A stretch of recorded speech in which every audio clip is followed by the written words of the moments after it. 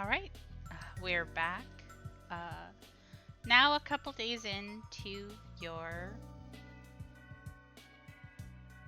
first foray into your colleges. It's about the middle of the week. Uh, on the first week of your 2 weeks of working on assignments. Um, some of you have been very fruitful pursuing that assignment, and some of you have been fruitful in more personal pursuits. But nonetheless, time moves on. Evelyn, I wanted to ask, do you think that you spent the night at your dorm last night, or do you think that you have already started your sampling of the campuses? I've already started the sampling of my campuses, so I slept at somebody else's dorm last night. Okay, where did you sleep? What did you start with?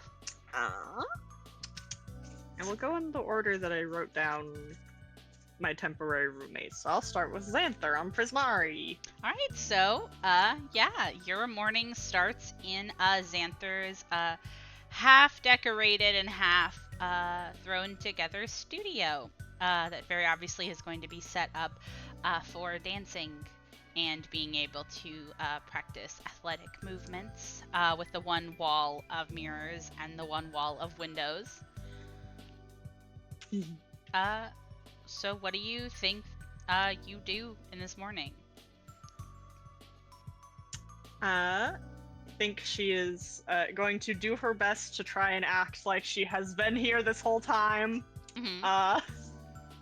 She's going to do her normal morning routine, ask where the bathrooms are, Mm-hmm. And is going to ask Xanther questions about what he thinks would be the best way to get the full Prismari student experience. I actually really love that. If you have particular questions, like maybe like 1 to 3, I'd love for you to write them down. If not, I can just kind of extrapolate on what he would think in general you should do, as opposed to a specific question. And while I formulate that, I'm going to go over to Motiva really quick. Motiva. Hello. You wake up in your dorm room. Somewhere in the quiet room, you know Killian must be waking up or already awake, but you are not alone. As you have easily 200 pounds of core half splayed on top of you.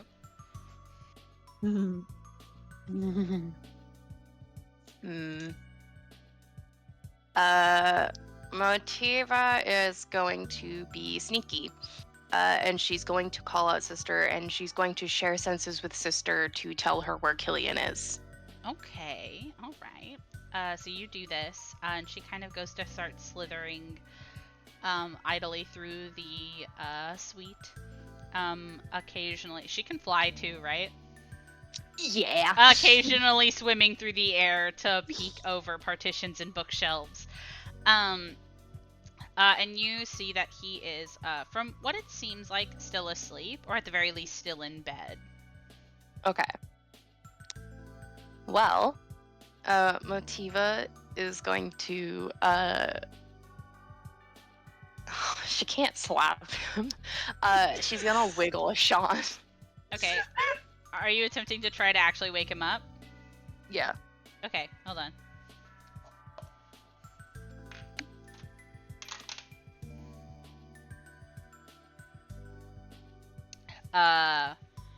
You kind of go to shake and push at him, and you kind of just get a non-committal noise back.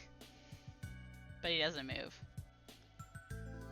Oh my god. She's gonna eat him. She's gonna grab his ear and she's going to What? You know, whenever I we want you to first know. met, Yeah. Whenever you remember the thing I used to do whenever we first got together and we first met in real life, where I would like against your ear, I would like bump, bump, bump, bump, bump against your ear, and then I stopped doing it. I think. Yeah. I think I know what you're talking about. This is gonna be really funny to listen to on the recording. I'm sorry. She's gonna thump, thump, thump on, and like his earlobe, she's gonna like tap, tap, tap, tap, tap. And she's gonna cover his mouth. Okay. You can feel him go to huff against your hand, which gives the idea that he is not necessarily asleep.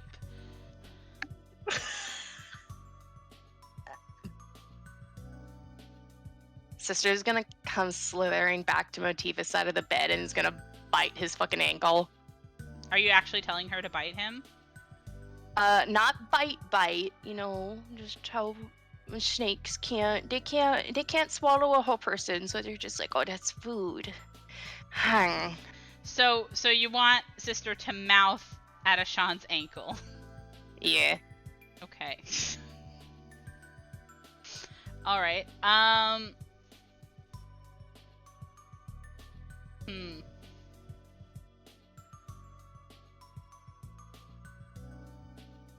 Her hand is still over his mouth. Yeah. So he can't scream, at least. I don't think he does. I think he's gonna dead man wait on top of you.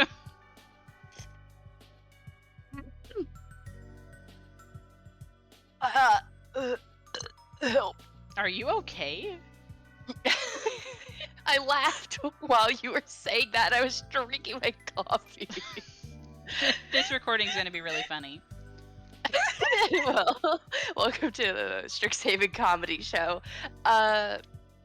Motiva's gonna try her best not to wheeze, and she's just gonna message into his ear and just be like, I need to pee, dude.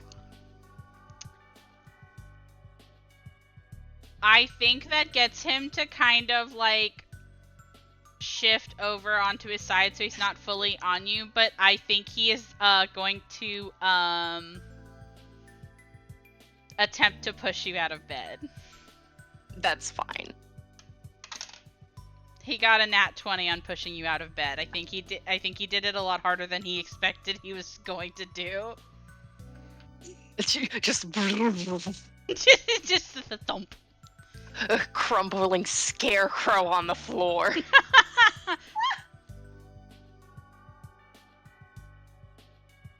She just looks back up at him and has the face of we are supposed to be stealthing Sean. He's gonna look at you and he looks like he feels a bit bad, maybe a bit sheepish, but he just kind of is gonna kind of do that thing where he tries to suppress a smile, and he's just gonna kind of stage whisper at you. Oh god. I think he's just gonna say, well, I hope you didn't pee down there. Go pee. She's gonna give him a little kiss on the forehead. Run her hands through his hair, and she's gonna message him again. And she's gonna say, I'm gonna pee on you, and then she's gonna walk away. He has to, you feel like he almost fucking guffaws loudly into the fucking dorm room, but only just manages not to as you go to get ready for the day. But you have that moment, with your beloved, Falin. Hello. Hello. Did you have any specific questions, or do you think that you want Xanther to just kind of go off? I just want Xanther to go off. She's wanting purely just any general info. Any general info. Definitely. I think that, so everybody is going to have a different opinion, that you're staying with, right? And I think too, Xanther, and I honestly think he's goofy enough to explain it this way. Prismari is so vibes, I think that he would say that, like, you know, like, Prismaris are always creating and they're always doing stuff, sure, but there's, like, a very, like, lax air to it, and a lot of times going out to do something to do something for class, or to do something for clubs, or to do something that you're making, like, it's kind of, I don't know if you guys understand this concept, but do you know, like, island time? I think so. Basically, it's like, yeah, you have a goal, but, like, if you see, like, something that also interests you, or you run into somebody that you know, you're gonna, like, stop and also spend time there. So, like, things that could be really quick turn into, like, a multi-hour affair. Because everybody is really friendly and really open and really, chill, is what Xanther would say. So, you know, just walk around and, like, mingle. Go to the observatory, or, like, you can go and look at Opus Walk. You can go and look at the art house. And then he goes to kind of scratch his chin and says, you know, a lot of things to do on Prismari campus kind of just mean go and look at something. Go and look at some stuff. Fulham notes this in her journal. And she slaps it closed. She's alright. Time for today. Look at stuff. Look at stuff. This is why Prismari isn't for her. Falin is so anti-island time the minute I explained it. But yeah, I think Xanther would really pump you up. And I actually think that he would offer to walk around with you for a little bit, because I think he would be very interested. He considers you a friend. I think he would be very interested in what you're doing and, like, chit-chatting with you and, like, seeing other people. But he would tell you that he is gonna go do more club stuff at the club room, so he cannot spend all day with you. So he eventually splits off. Delectable. Yeah. Cool. Do you have any particular things you want to look at in your experimentation, or do you think you just go and stare at a bunch of fine art and buildings? I think she's treating this like a checklist, and Yeah. she's going to stop at every location Xanther mentioned, and is going to look at things. Yeah. And if she sees people doing any kind of activities, she will watch, and depending on the activity, she may join in. Oh, I love that. That's really cute. I think that there are some activities. I feel like it's very common, especially for, like, you're seeing now second years, especially in places like Art House or Opus Walk, or in the actual observatory of Kanjarat Hall. Kind of sitting down and using it as, like, still life studies, or, like, maybe somebody is crafting in, like, a square, or, like, sculpting, and then another person is drawing the person doing it. Like, I feel like there's a lot of, like you go to, like, a stretch of, like, park, essentially, on Prismari campus, and it's just everybody drawing slightly different things and chit-chatting the whole time. And maybe it feels like margarita time also. I feel like drinking little drinks and talking. I think at some point she's gonna, like, try to sit down somewhere and attempt at doodling in her journal. Oh, I think that's a really cute.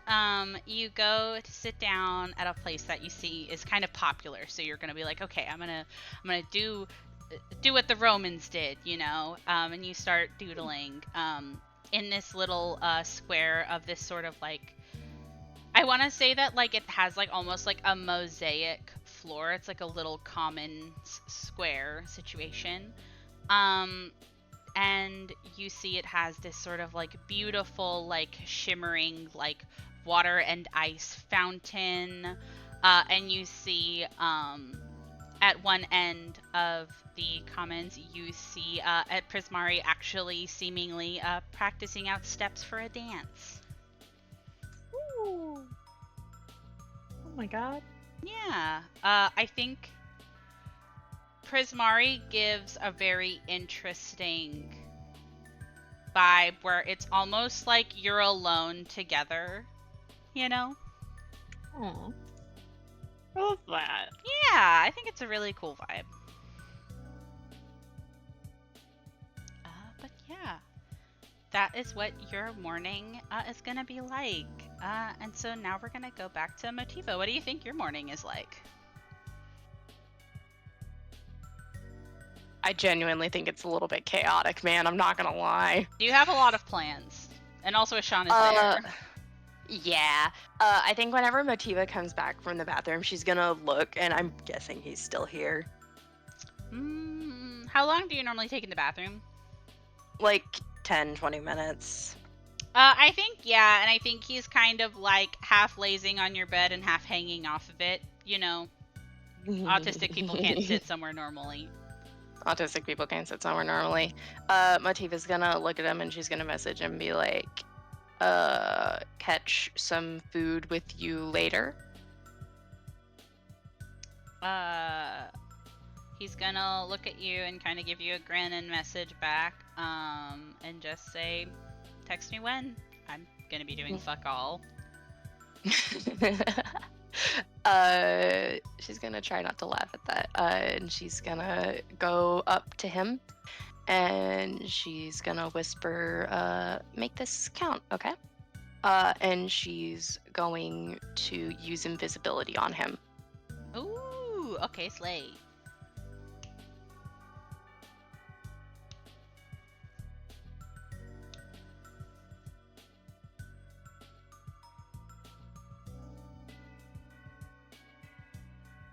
You do that. What else do you think you're gonna do today? Motiva's going to go down to Giselle's dorm. Slay. I will say, as you go, you're about to leave your little section of your room, and you feel an arm go around your waist, and you feel the air kiss your cheek before the touch is gone, and then you have gone. And you go down to Giselle's dorm. Sorry for gay on gay crimes. Anyways, you go down to Giselle's dorm. And I assume you knock on the door to try to get her attention, right? Yeah. Yeah. You knock on the door. And you see it actually is her who kind of opens the door as she's fully dressed, but you can see that she's trying to like smooth down her hair where some of her curls are sticking up. And you see she looks a little bit worried at answering a door, but then she kind of gives this big smile when she sees you, Motiva, and she says, "Oh, Motiva, good morning." Good morning. I wanted to ask if we could possibly, and she like she like puts her pointer fingers together and she's, do you want to go fishing with me? I would. Oh my gosh, I would love to. I don't have any plans right now. And you see that she goes to kind of like wave you in and goes over to like her bed and her things as she goes to look through now a year's worth of different fishing supplies as she kind of like looks at a couple of her different collapsible little fishing poles. And she's like, "Oh, well, where do you think you want to go today?" I just assumed we'd be going to Prismari still. Did you want to go to Quandrix instead? I don't think that Loves keep it. Do you have any ideas? That's a good question. Do you guys normally go to Prismari? I thought you guys normally went to Witherbloom. I did not mean to say Prismari. I meant to say Quandrix. Oh, Quandrix is also a good one. Yeah, but they don't let you keep the fish. But yes, we normally go to Witherbloom. Slay. I'm just checking to see if there's any waterways you guys haven't messed around with yet. Waterways we have not christened. Slay. Okay, so you guys normally go to Quandrix and Witherbloom. Those are two places that you can fish. You guys also could. There is actually a waterway on Prismari, and as we have discovered recently, there actually is a river on the central campus. Disgusting. Yes.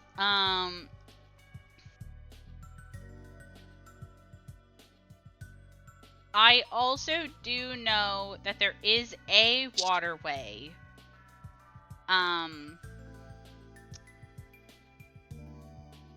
A little ways off of Silver Quill, but that would take some walking too. So I think that if you're asking Giselle's preference, maybe... Honestly, maybe Quandrix. The beach there is really cool. Rockin'. Motiva would be down for it. Slay. She'll get her stuff that is more suited to salt fishing. And she'll get her stuff, and she'll kind of look over at you and say, "Oh, is there any, like, tackle do you need? Are you set? Are you good?" I am pretty sure Motiva's set. I forgot to add her fishing gear to my Pathfinder sheet. You have to add I don't know what the Pathfinder fishing gear is. Let me check. Fishing.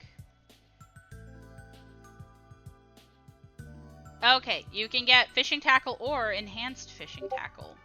Holy shit, I'm gonna buy some advanced fishing tackle. Do it. Oh my god, it's level 3. Yes. Okay, I'm gonna buy it. Yes. Give me. Rockin'. Nice.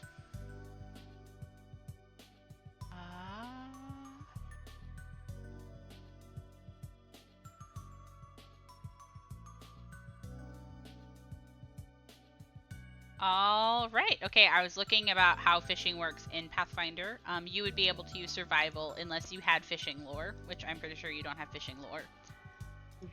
Okay, slay. So since Sarah is off getting food, we can continue on with this scene, and you guys can head on over to Quandrix. And as you're settled on the beach in Quandrix, Giselle actually seems to be pretty excited to chit-chat with you. Sorry, one second. I have something written.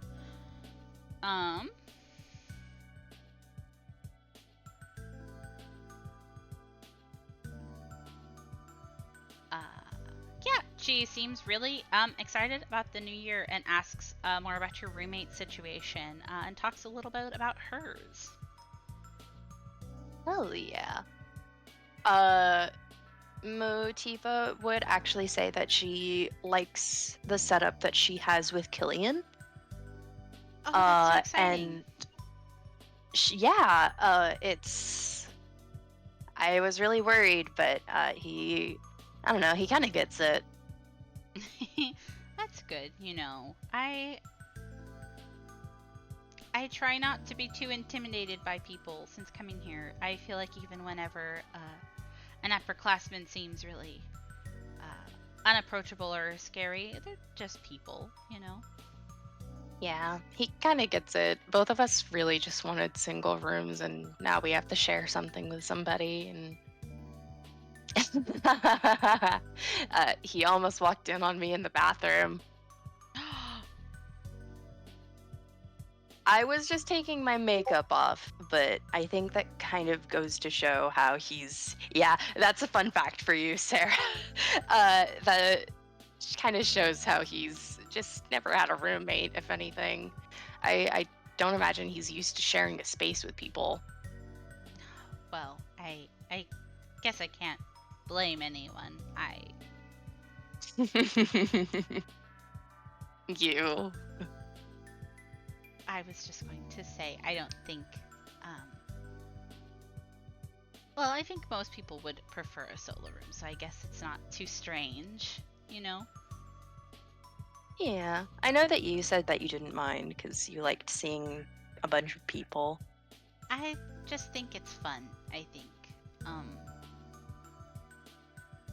I know we've talked about it before, but it's nice to feel a part of something, you know? Even if it's a little awkward. Yeah, I am just used to having 3 sisters and 3 moms going through my stuff. I think that it's very genuine coming from you.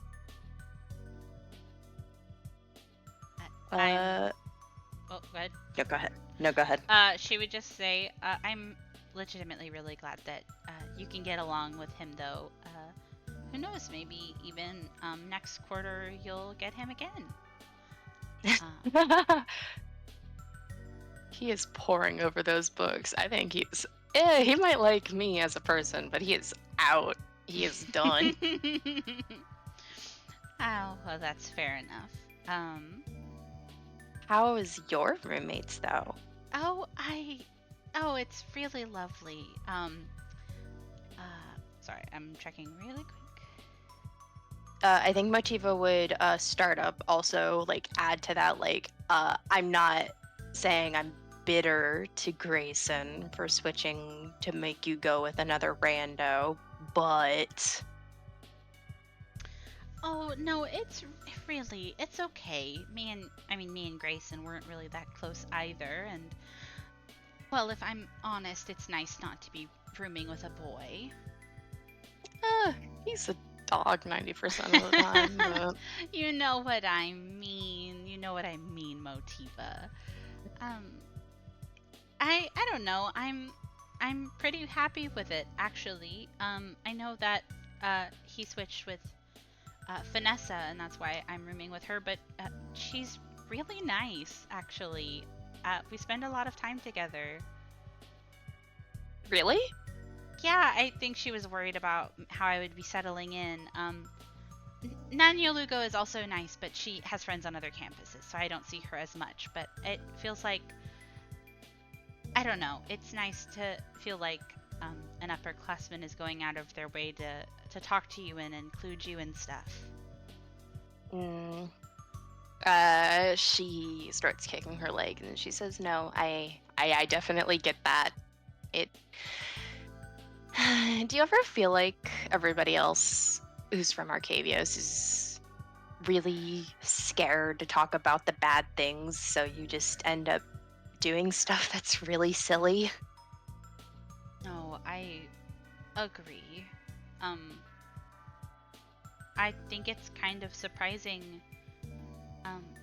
And I know we're not on Lorehold or anything. It might be more prominent on Lorehold, but I feel like I keep finding so much about how Arcavios was changed by, like, you know, war and the Blood Age, but in the day-to-day, unless you're studying it directly or it gets explained to you, I feel like people don't even bring it up.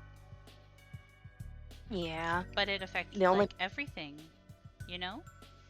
Yeah, the only person I've heard talk about it is Adon Kai, and like you said, he's from Lorehold. So I feel like that kind of puts a layer over that knowledge. I think that they're trying their best to be good, and I think that they are a good... I guess a good society is vague. I'm wording this wrong. I think that people here try very hard to be good and uphold a good standard, and I think that they do. But I don't think not talking about the bad parts makes it any better. No, I agree. Giselle, I had some things I wanted to talk to you about. Some of them are more fun than the others, but like, Killian brought up something, and I wanted to bring it up, especially because we're in Silverquill, and it's really hard here sometimes. Oh? Is something wrong? No, and I don't think anything will be wrong, but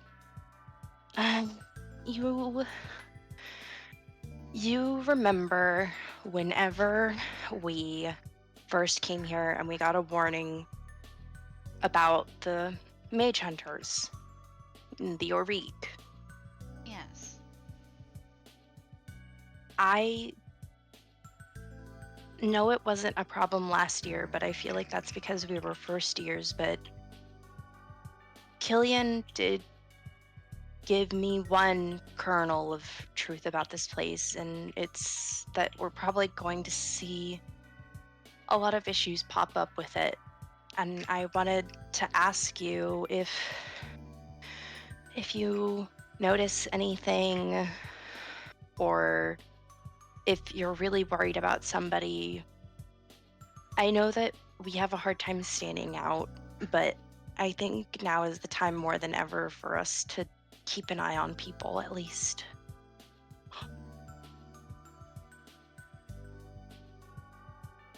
I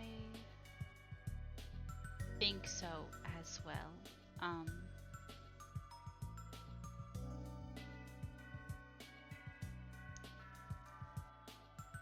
Thank you for talking to me about it, I guess, but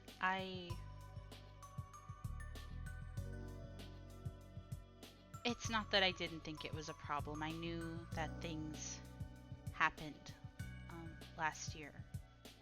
I was there whenever they attacked the play and all that stuff.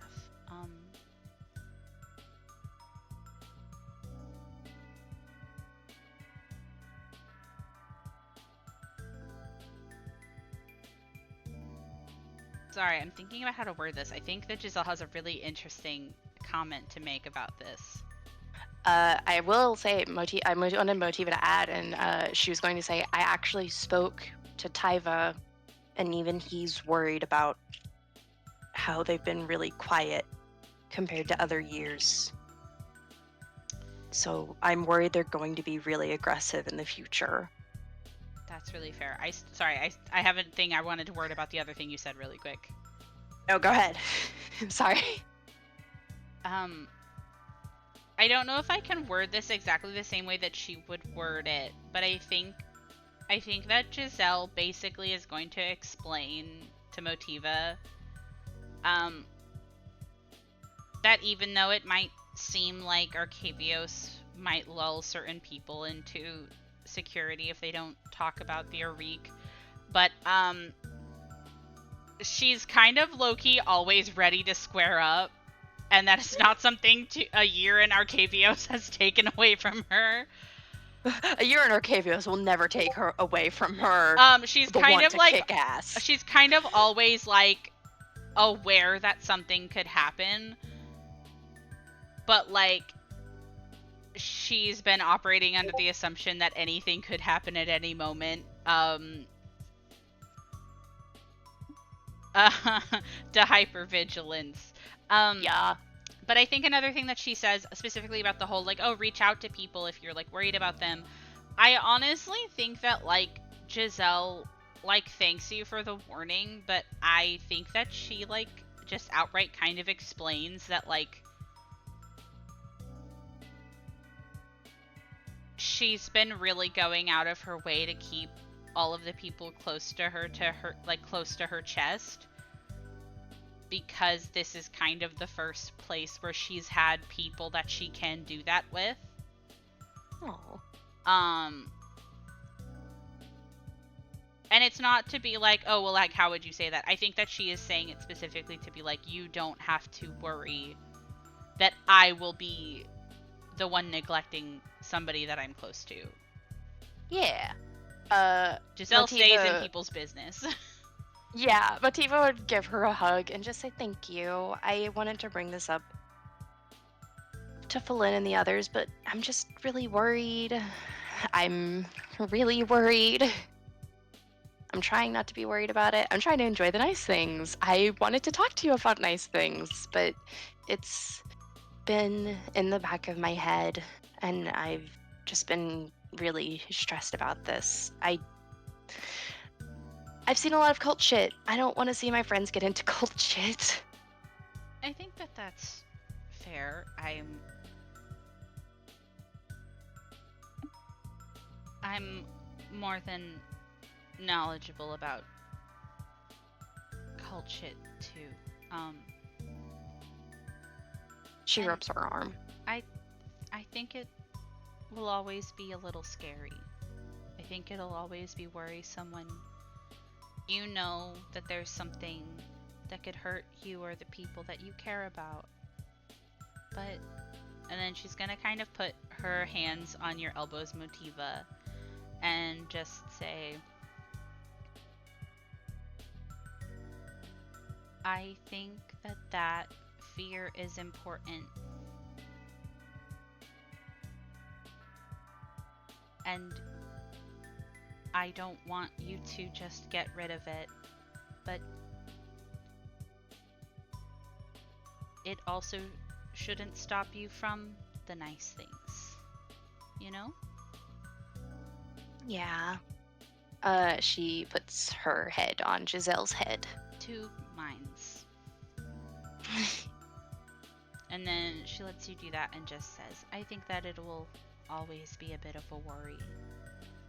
But there are good things and we're all really strong.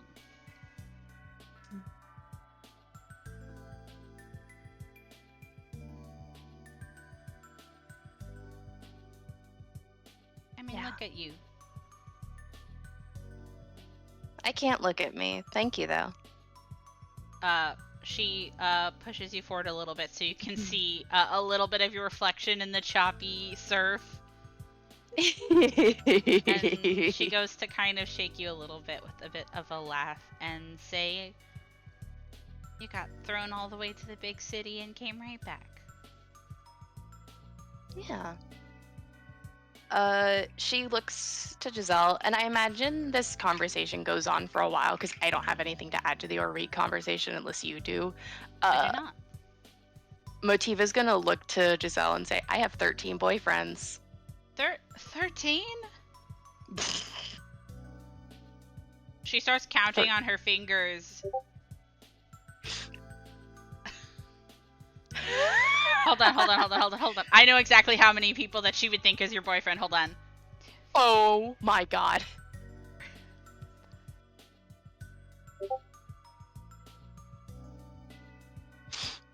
I can only count 7. How? Wait. No, who did you count? I mean, there's a Sean, right? And you really like Nim, Mm-hmm. and you've been on a date with a Don Kai, Mm-hmm. and you see she starts going to second guess herself and says, and then there's Will, right?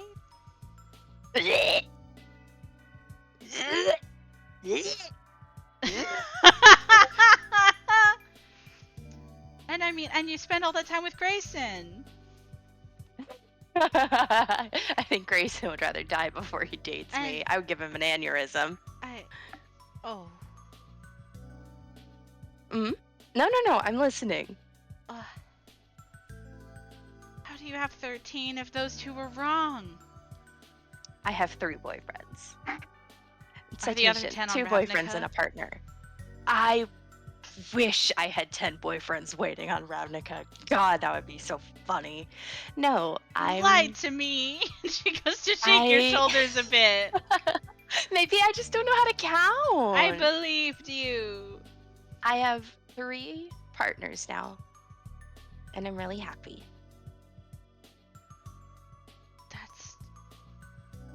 That's so many. Everybody's well informed, and everybody agreed math. to it. She's doing math in her head. Yeah.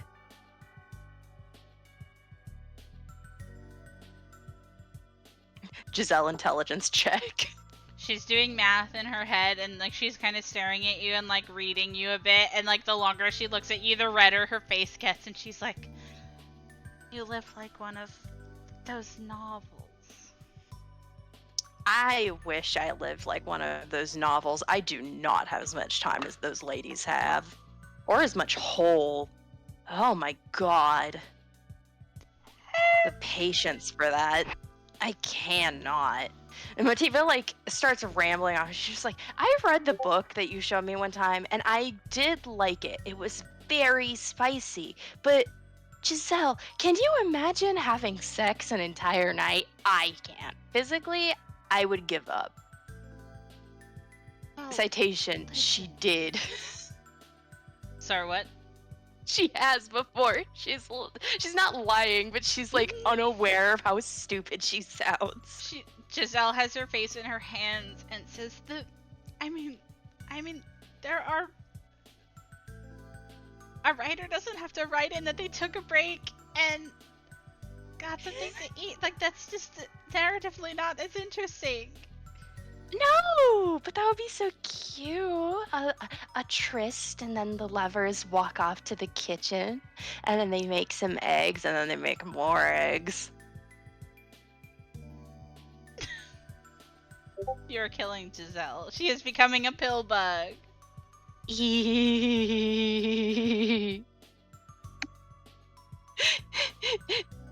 If this is annoying, you can move on. I just like talking to Giselle.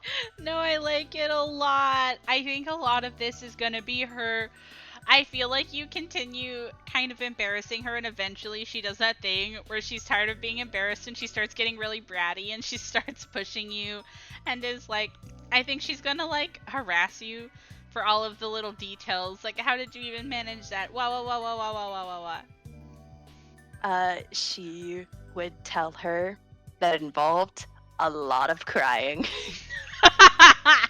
Yeah. Yeah. Yeah. I also think that she would whisper conspiratorially about you now being lovers with 2 whole teachers. Yeah. Motiva would nod and just say, yeah. They're willing to be open about it, and apparently it's a kind of common thing, but Nim already told me that if It's I a common didn't thing. kind of common, I think people just really like smacking down on the professors. I kind of get it. Some of them are kind of hot, but like, I don't know. I'll just go for the teacher's aides instead. I don't know. Have you seen Cinder? Cinder's very pretty. Gorgeous lady, very big. In love with Neri, though, and I don't want to. I'm not a home wrecker.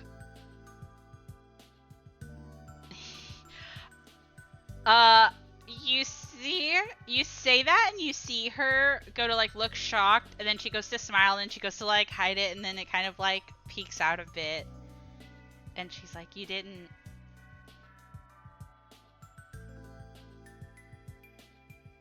Oh, I don't think you know yet. Giselle, tell me! No, I can't wait if she didn't tell you.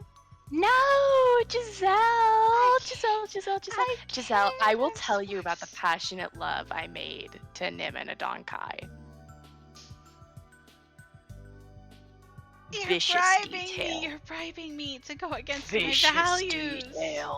Vicious detail.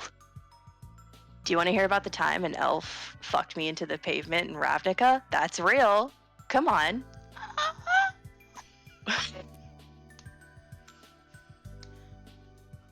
I think she looks at you and she looks around as you guys are on a beach by yourselves, and she's like, "What? Okay, but you can't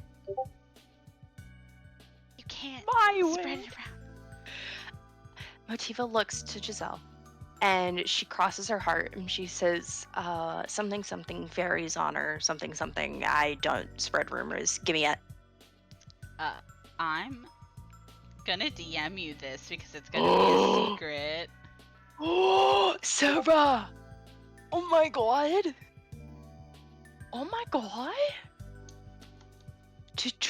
The drama! I have to fact check one thing really quick just to make sure I don't overshoot what I'm about to tell you, but it's very good.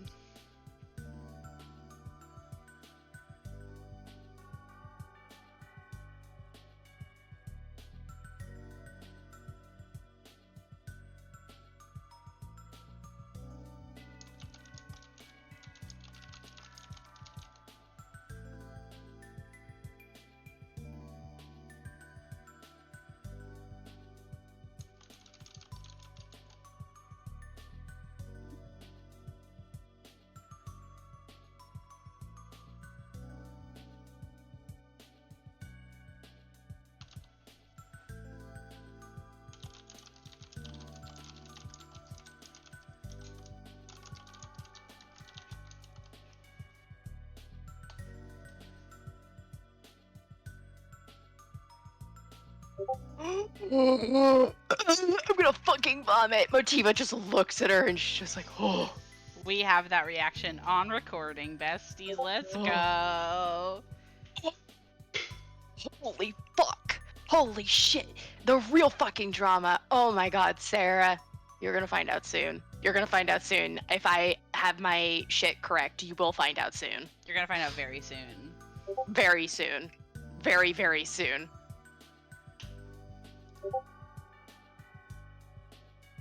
Don't The worry days about are it, Sarah. daying. Anyways, Giselle goes to smack you on the shoulder and is like, but you can't tell anybody. Motiva looks to her and she says, I will go to the grave with this. My god. It's My really God. cute. It's really sweet.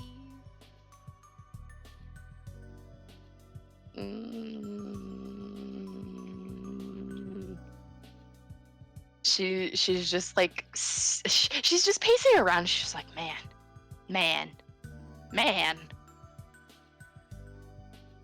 Who told you that?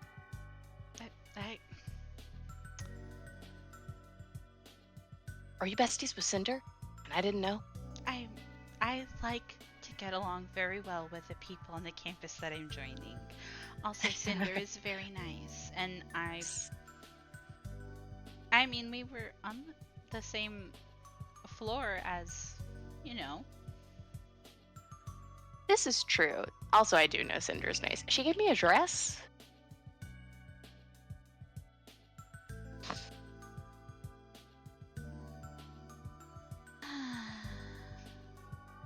What? Oh, my hopeless romantic. What's Oh, wrong? everyone is finding love. It is the season of love, but it's getting so cold.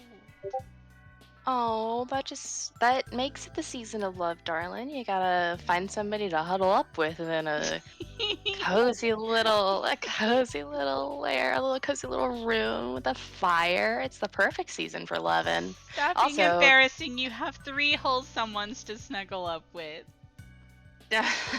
I will add a citation. If you tell LaShawn that we're dating, I think he will explode. Adankai and Nim don't mind, but LaShawn's not ready for those kinds of words yet. He has a lot of feelings. Terribly obsessed with me, though. I have a secret for you. Oh. He was in my room this morning. But Killian. I know. Oh, Diva. We didn't fool around or anything. We just shared a bed. Come on. Oh, Diva. Giselle. Oh, now she looks really embarrassed. She winks. She winks. She winks real big. I don't believe you for a second. Oh, I don't. No, even you're though I'm one teasing spell me. slot, even though I'm one spell slot weaker for the invisibility spell I used on him, and then he caressed me in his arms before he threw himself out of a window. I knew it. I knew you. I keep imagining her doing that thing where she's like playfully smacking your shoulders over and over again. She like just starts hopping and jumping, and she's just like, he likes me though. You are Also, Will is on my don't look, read, or touch book. Hate his ass. He keeps being mean to Falin. He's being mean to Falin. Nightly duties or whatever the hell he can't get with her. He is obsessed with her. They're obsessed with each other. Oh, the fucking Oh. faces they make while texting each other. I want to fucking hunt them for sport. Oh, they love each other, but they can't be together. That's so sad. Yeah. Oh, the tragedy of duty in life. And the tragedy of being a fucking flaky boy with I wanna. You can't just assume. I can't assume anything because they won't tell me. Sometimes people really can't be together. But I don't think that means it means anything less. I don't get it though. It is very sad. It is too sad. Flynn has had 2 lives on her belt, and she's gonna remember all of this in the future. And what if she remembers that she loves somebody so much, and then she catches up to the part of the chapter where he actually doesn't get with her, though? I would be annihilated, destroyed even.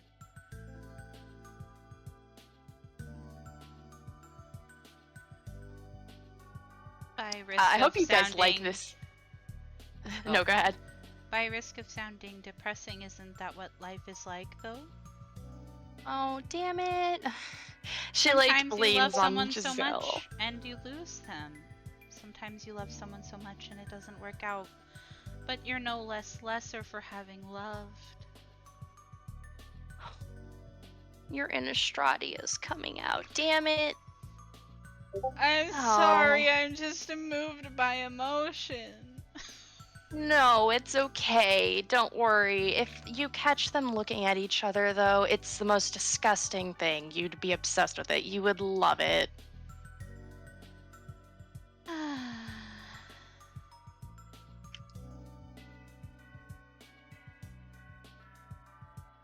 You know, if you're really that cold at night, you should ask Mina on a date.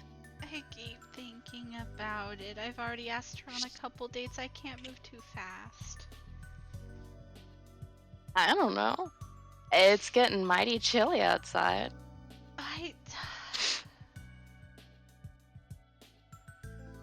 Motiva's going to look- I can't. Motiva's gonna grab Giselle by the shoulders, and she's gonna say, "You have competition. What? You have competition." Giselle, do you think... Listen, sometimes you have to grab your crush by the ass.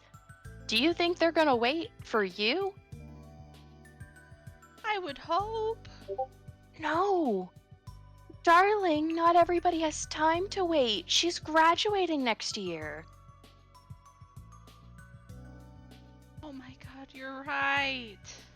She's gonna be gone. And you can't just stop. You can't just stare at her from across the aisle and know who's looking at her too. You won't know. But- Everybody has to make their own shot. Ah.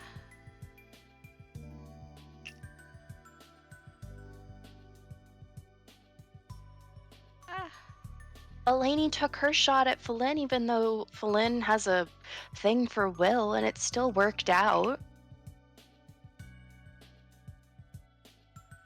Falin is still allowed to like Will, and Aurora and Eleni still get to make out on the weekends. It just happens. And sometimes it can work out, but you have to make your feelings known. Oh, Motiva, I know you're right. That's why you have 3 boyfriends. I know, and they're... I can't make that joke. Motiva nods, and she says, "Yes, and that's why I'm making an advice article for the Star. Because I'm an expert in advice."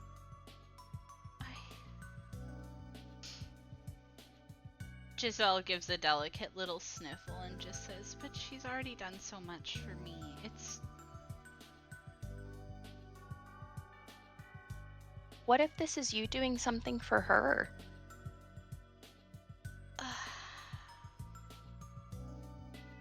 Giselle, I want you to know, love is never wasted. You can put a lot of time and care into somebody, and I don't think it'll ever be wasted, even if it doesn't work out with Mina. Knowing that you two care about each other, shouldn't that be enough? You know, the thing you said with Will and Falin?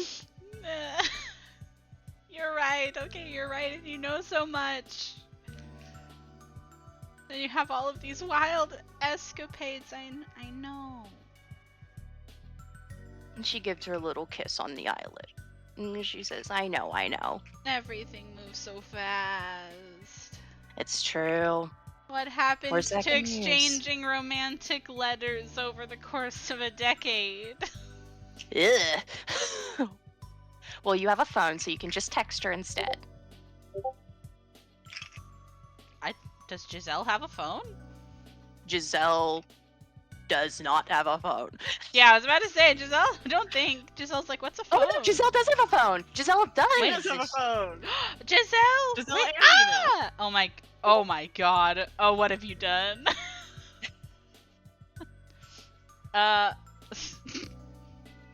Puts that into the pocket to think about later. Anyway. Your texts or your letters. Yeah, no. I think Motiva would say it like that. You can just text her all your letters.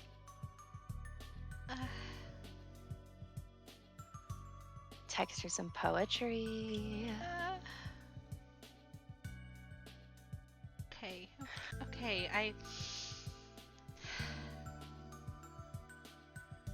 You're right. You're right. I can't wait too long, and love it's its strongest when it's young, and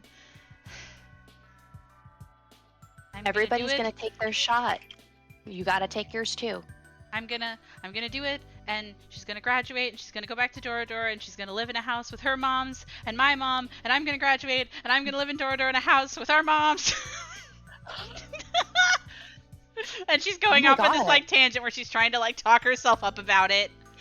Motiva's just like, Giselle, your volume, darling. She just yells towards the sea. Ah! Scream for Papa. I think I'm done with my interaction. I really like it. I think it's cute. Sarah, I hope you had fun listening. That was great. I mean, it top 10 fucking conversations in Strixhaven. And you got to eat your chicken tendies in Yeah. peace. Wee. Did you finish your tendies? Yeah, did you finish your tendies? I'm literally on my last bite right now. Nice, I'm so Yeah. proud of you. I personally really love the romance K-drama conversations we have on Strixhaven. They're really fun. They're so Very fucking good. fun. They're so fun. Self-indulgence. Self-indulgence. Okay. Falin, you got to listen to a whole bunch of nonsense, so now we get to come over to your nonsense. What do you want to do?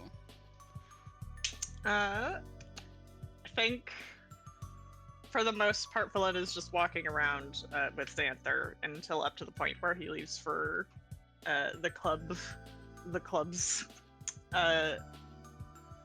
And I actually, because during that whole conversation, I was like, man, I should probably have things in mind for Falin to have a conversation, so I have some questions for Xanther.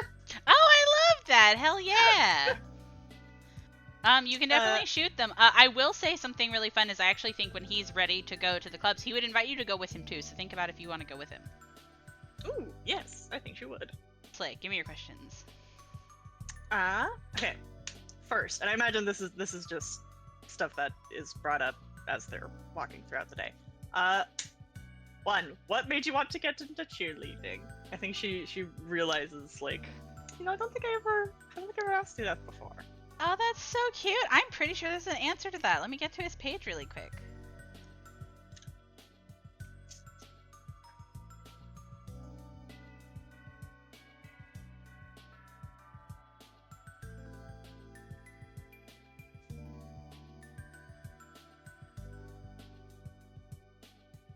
Yeah, he would actually tell you that he has been doing similar stuff for a long time.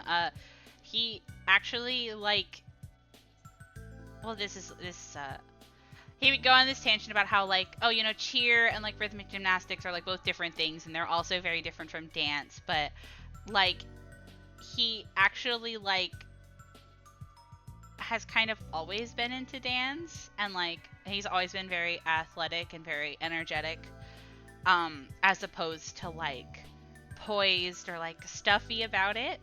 So it was something that came really naturally, but he's been doing it since he was like a kid. He came to Strixhaven to like study like his double major. He has a double major, fun fact, and it's dance and performing arts, and it's specifically so he can continue to do things like rhythmic gymnastics and cheer and dance after he graduates. Like, this is what he knew he wanted to do his whole life. Ooh. Yeah. Oh, but that's not anything that special, You just find your passion and you follow it. On the contrary, I think that's quite special. It's not very often that you hit the nail so quick. Is it? Yes, I have seen many people who spend their entire lives, multiple lives even, still unsure of what exactly they want to do. I guess I never thought about it that way, but I don't know. You might know more about this stuff than me, but I think you just gotta realize what's pulling you. I feel like sometimes I see it in Prismari a lot too. I feel like people think they know, but they're thinking a bit too hard with their brain and not their heart. It's always there. It's just whether you notice it. I think, anyway. That I don't know. I think Lance Mars says, no, I like that way of thinking. That is a good outlook to have. Well, I think you have a good outlook to have. Oh, well, thank you.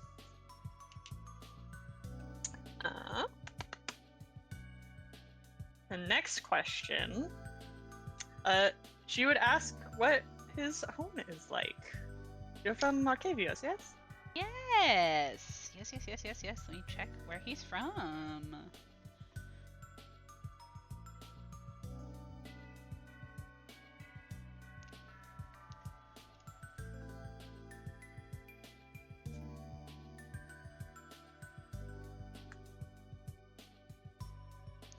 Yeah, he would kind of give you a big smile, and he says, "Yeah, I'm from a town called Chimneycombe. A lot of people don't talk about it too much. It's not as big as, Heavenfell or Silk Meadow.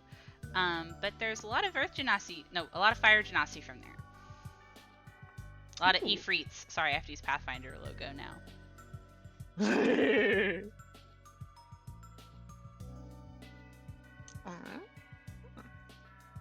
I think she's gonna kind of tilt her head and ask, "Oh, why is that?"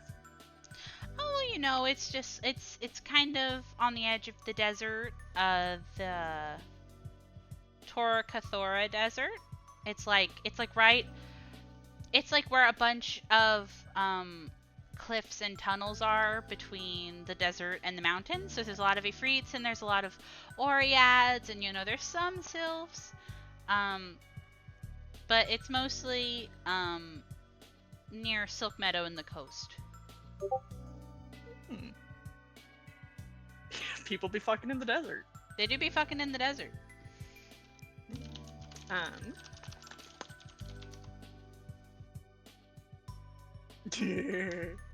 She do.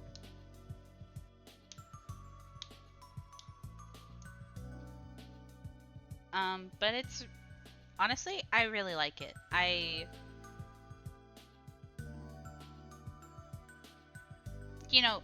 Strixhaven is really walkable, and everything is kind of put where you need to find it. But I think there's nothing more fun, really, than just wandering around the city, and just seeing what you find. Yes, I think that is fun to exploring and wandering.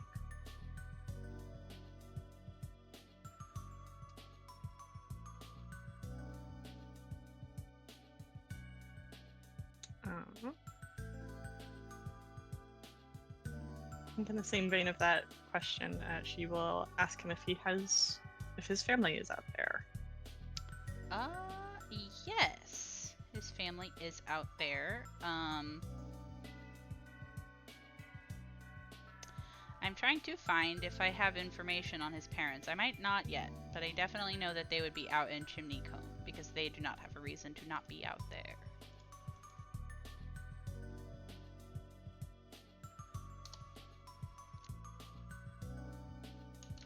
Boop, boop. Sorry, I was getting a little arrow. Yeah, but I think that he would talk about how his parents are out there and how he has a couple cousins. And you know, a lot of people make jokes that like, oh, not all Ifrit are related, but you know one Ifrit, you know, like 20.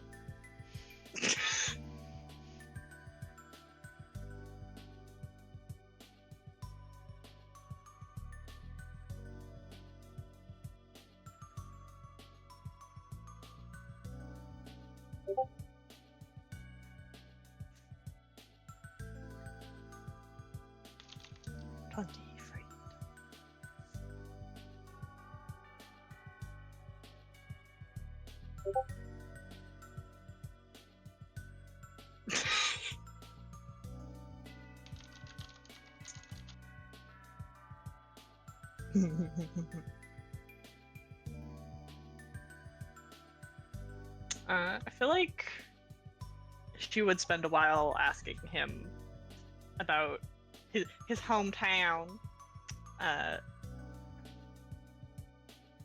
in general, any stories from his youth. Yeah, I think that he would definitely talk about it. Chimneycombe is really fun, so I haven't written out any of the little segments about towns, but I have like very crystallized vibes in my head. But it's very cool because it has a lot of like it has a lot of horizontal but also vertical architecture because some parts of the town are on top of like mesa cliff faces, and then some of them are built down inside of them and stuff like that.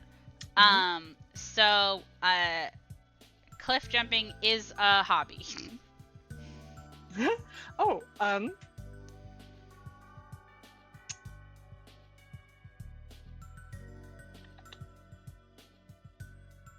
seeing Lorville must have been familiar then. Oh yeah, it's kind of funny. They might have taken if I knew that, you know, the ruins there hadn't been there for ages, I would say they take inspiration from how Chimneycombe was made.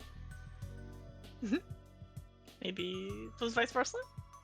Might have been. Are there any ruins out near Chimneycombe? I mean, maybe. I think there might be some out in the desert. And maybe some in the mountains. I'm not really a big history buff, but it seems like the kind of area that would have a lot beforehand. Oh, now that you're asking me, I don't even know how old the town is. That's fair. I mean, just because you are from somewhere does not necessarily mean you have to be a historian on every little bit of information. Yeah. But it's really nice. You should visit. I would love to visit. Yeah, have you guys actually had a chance to check out any of the Arcavian cities yet? I have not. What even might have, though? Well, you can take it from me, and it is definitely not any bias for somebody who grew up there. Chimneycombe is really cool.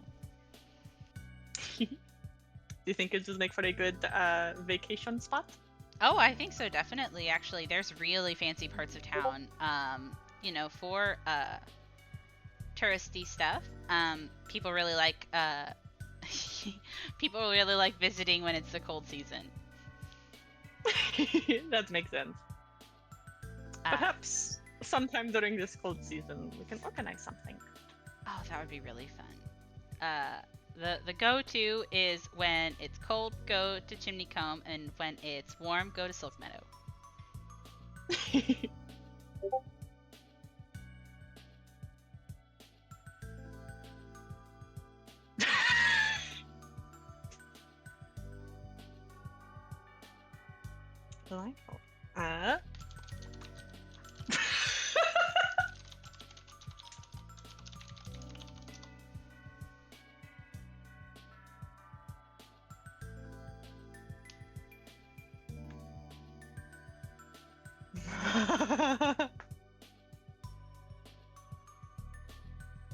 The authentic desert experience.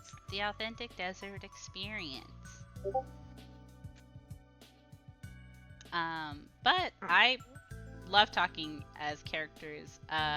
If you had any more questions, I'd love to hear them. But if not, I know that we were talking about them going over to the clubs together. Yes, I do have one more question. Slay. Semi-related to clubs. Okay. I feel like Philin asks this while they're on the way to the hall, Yeah. and is going to ask what he's been up to outside of clubs. Oh, outside of clubs. Well,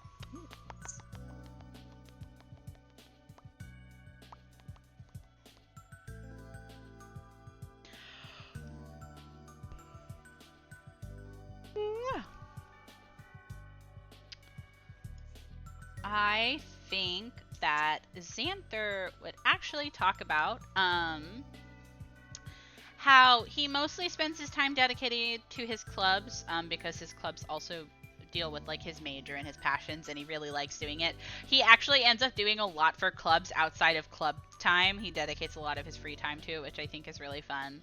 But he also has been working with the Mage Tower enthusiasts, which is the club of people who like to play Mage Tower, to hopefully have more like scrimmages throughout the year, instead of just practicing for like the tourneys, because normally Mage Tower Cheer Squad only performs during the tourneys and stuff, and then practices the rest of the year. But if there were more games, then it would be like more fun for the Cheer Squad also. And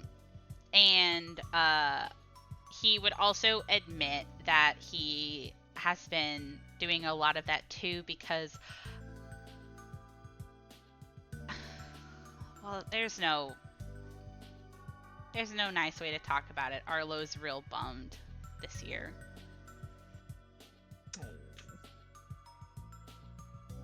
But all we can do is be there for them, you know?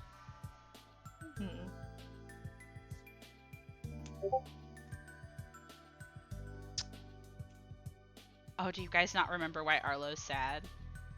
No, it's because Yeah. fucking boyfriend graduated. Yeah, okay, there we go. You said or nor, Yeah. and I was like, oh, the subtext is there. I would say it if we didn't remember. Okay, good.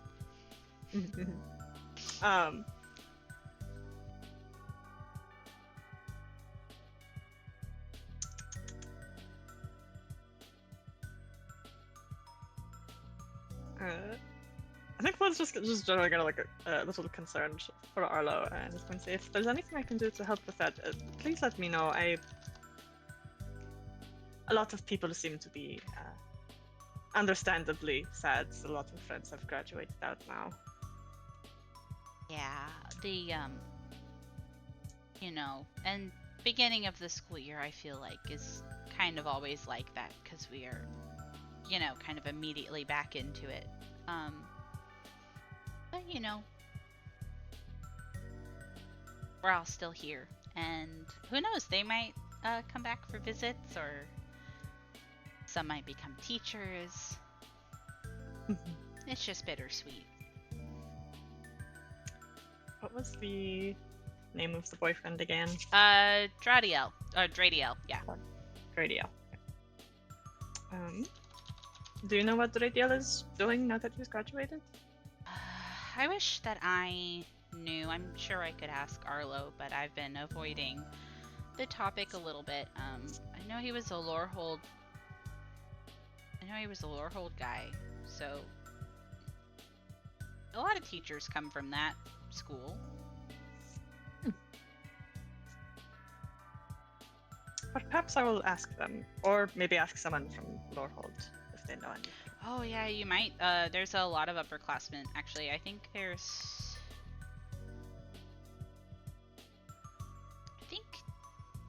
Javanish knew Dradiel.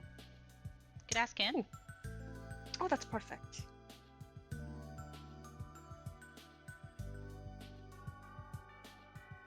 Should ask next time I see him.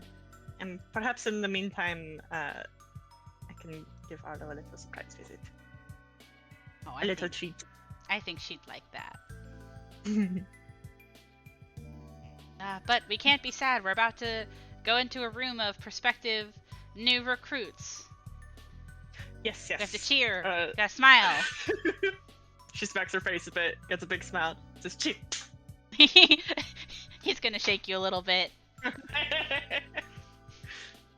Hell yeah. And you guys go in. I want to ask Ash, in case you want to also have miraculously been interested in going to look at clubs, to meet up and look at the clubs, or I can just have this be a fill-in moment and you can come in later. I would love to jump in later. I will say, if you do whatever the fuck is up with Froda without me, I'll kill you. I may describe where he's sitting, but you can come in whenever you want to actually talk to him. Is that okay? The second Fulin talks to Froda, I'm fucking... Yeah, I'm you gonna keep it teleport in. Yeah. Okay, awesome. We can definitely do that. I think that's really fun and really cute. Okay. Yeah. Fulin talks to Froda and Motiva materializes. What are you doing? Okay, so you step on in, and you come back, and it's that same sort of like cacophonous big area with people at a bunch of different stalls, and different booths, and people kind of almost like very like loudly trying to call for people's attention to come and take their flyers and ask them questions and join their club. You do not see Eleni on their beautiful pedestal today. It must be their day off. But you do see a bunch of different other booths as you're kind of walking, and Xanther is trying to pick you through the crowd, and kind of like yelling out call and responses to the people around him, trying to find like a place that's like open enough so like you guys potentially don't kick someone in the face. But he's almost like wading through the crowds to help you find a place, right? And of the clubs that you see stick out to you, you almost unconsciously, your eyes are drawn to a certain booth with a certain individual at it. You see blonde hair, crowned with a wooden and gold painted crown, as bright blue eyes. As you look over and you see the dragon chess table, and you see that Will is almost not overly decked out, but he's wearing something that's not his normal uniform, and he has a crown sort of perched on his head, and he's dressed in this sort of like dressed down play at finery. And you see next to him is this sort of big Loxodon in this gleaming golden armor holding a shield. And you see that what they have set up is they actually have like a mat that looks like a chessboard, and they're playing out chess with like volunteers, and they're trying to get people to join that way. You also see Neri sitting on a table with Aspen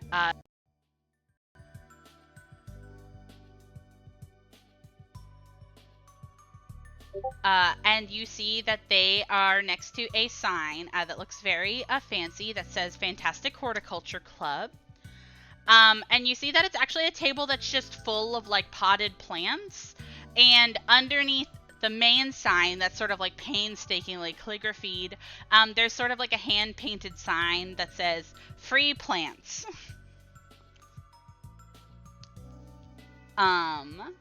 You also see in a corner that you pass, you see Aurora currently by herself, but standing on a chair, just shredding on the hurdy-gurdy. Oh.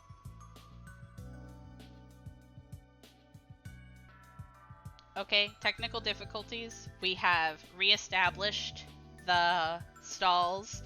We've seen Dragon Chess doing real life chess.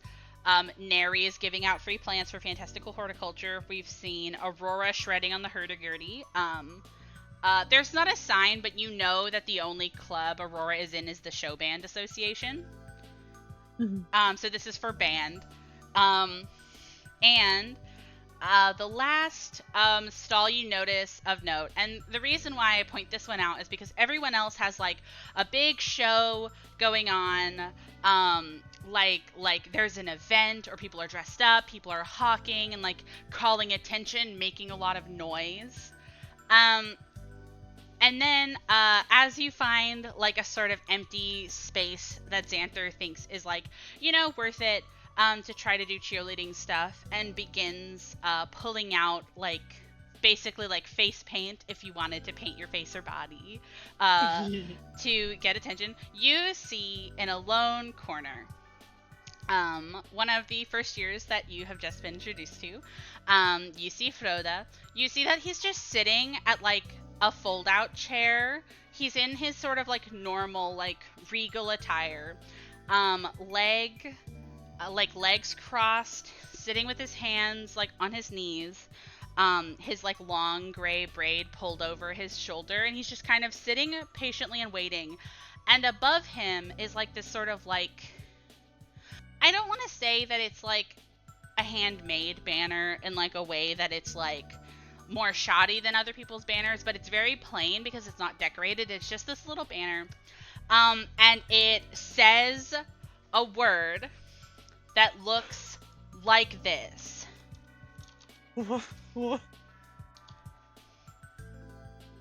It's a banner that says, if you said it phonetically, sex ring.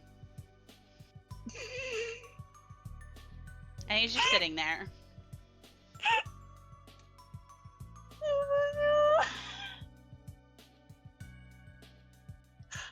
Can I have Falin take a picture of the booth and send it to Motiva?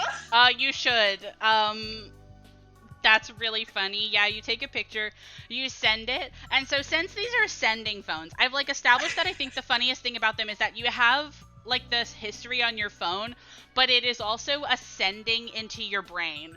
So Motiva, you are in the middle of leaving from your really cute moment fishing with Giselle, and you are imprinted this image into your brain like an airdrop GIF. So you can unmute and tell me how you feel about that, Motiva. Can Motiva read that word? Does Motiva know that word? Yes. I want you to roll me something just because I want to see how quickly this comes to you. Roll me a Society. I'm gonna say Folklore lore? I'm gonna say folklore lore. Folklore lore. I love metal dice. That would be... Wait, Roll, I sir. do that for you. I'm a liar. Dang it! What's your Fine. bonus? I rolled really good, though. I rolled a 17 plus 11. Plus 11? Okay. Oh, I rolled even better than that for you. Okay, awesome. So yeah, you look at it, and Motiva, this is so funny as a concept. This is so funny. You're like about to crack up, but like you're like thinking about it, and you're like, what the fuck is this stupid little Nordic twink doing? You know what a sex ring is. It's actually a specific type of like oar-driven boat. Oh my god, It's he's making a specifically- fucking boating club! It's specifically a boat that has a helmsman and 3 sets of oars. It's a very specific old type of Nordic sailing vessel. Oh. And because you Oh. rolled so high and you're from Earth where this is common, you think he's trying to start a rowing club with no information at all. Just this word, which you know is a boat. Falin does Oh not know my this is a boat, God. and no one would know this Motif- is a boat. Motiva's gonna text Flynn and just say boat club. Oh, That's a boat club. Flalin's was gonna point to the booth and look at Xantha and say, it's supposed to be about the club. Oh, like She making is- them? No, she is fucking starting to run towards the goddamn. She is gonna save Froda and their fucking spine. Okay. There's space for both in here. I mean, And is that from the beach on it's on the Quandary? coast. Yeah. I guess there is the ocean. Yeah, that's true. God. Falin, do you paint your face at all? Yes. Actually, if Xantha is setting up to do stuff for Cheer Club, Falin would offer to help. Oh, slay! He wasn't gonna set up anything. He was just gonna paint his face and start offering to throw people. But if you're here, he can throw you.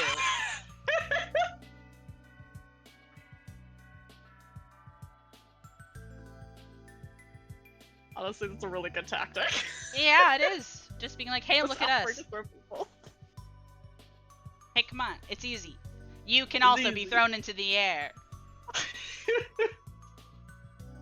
Awesome, Motiva. You are sprinting over to the club's room, and you see a similar thing that I explained to Falin, where you see that Will is jauntily dressed as like a king, with his Loxodon clubmate who is a knight, and they're doing IRL chess. You see that Neri is handing out free plants. You see Aurora absolutely shredding on the guitar. The hurdy-gurdy, I'm sorry. Absolutely shredding on it, and honestly doing really good, but you have a mission. You are going over to the sex ring club corner. The sex ring club, God. Oh my god, Falin just watches Motiva heal fucking clip, clip, clip, clip, clip as she just stands in front of Froda, ignoring Falin, sorry, and she's just gonna look down at them. You see that they kind of just look up at you with like a quirk of their eyebrow, and like they're like idly fanning himself, right? And Hot. just goes to say in Scald, and says, "Oh, so you are cultured." Oh my god. I need you to know the body language on this girl would be fucking hilarious to watch from afar. Is she just fucking curls down, psychic damage, and she says, "You need to know nobody besides us understands what we're saying, so they're reading that wrong."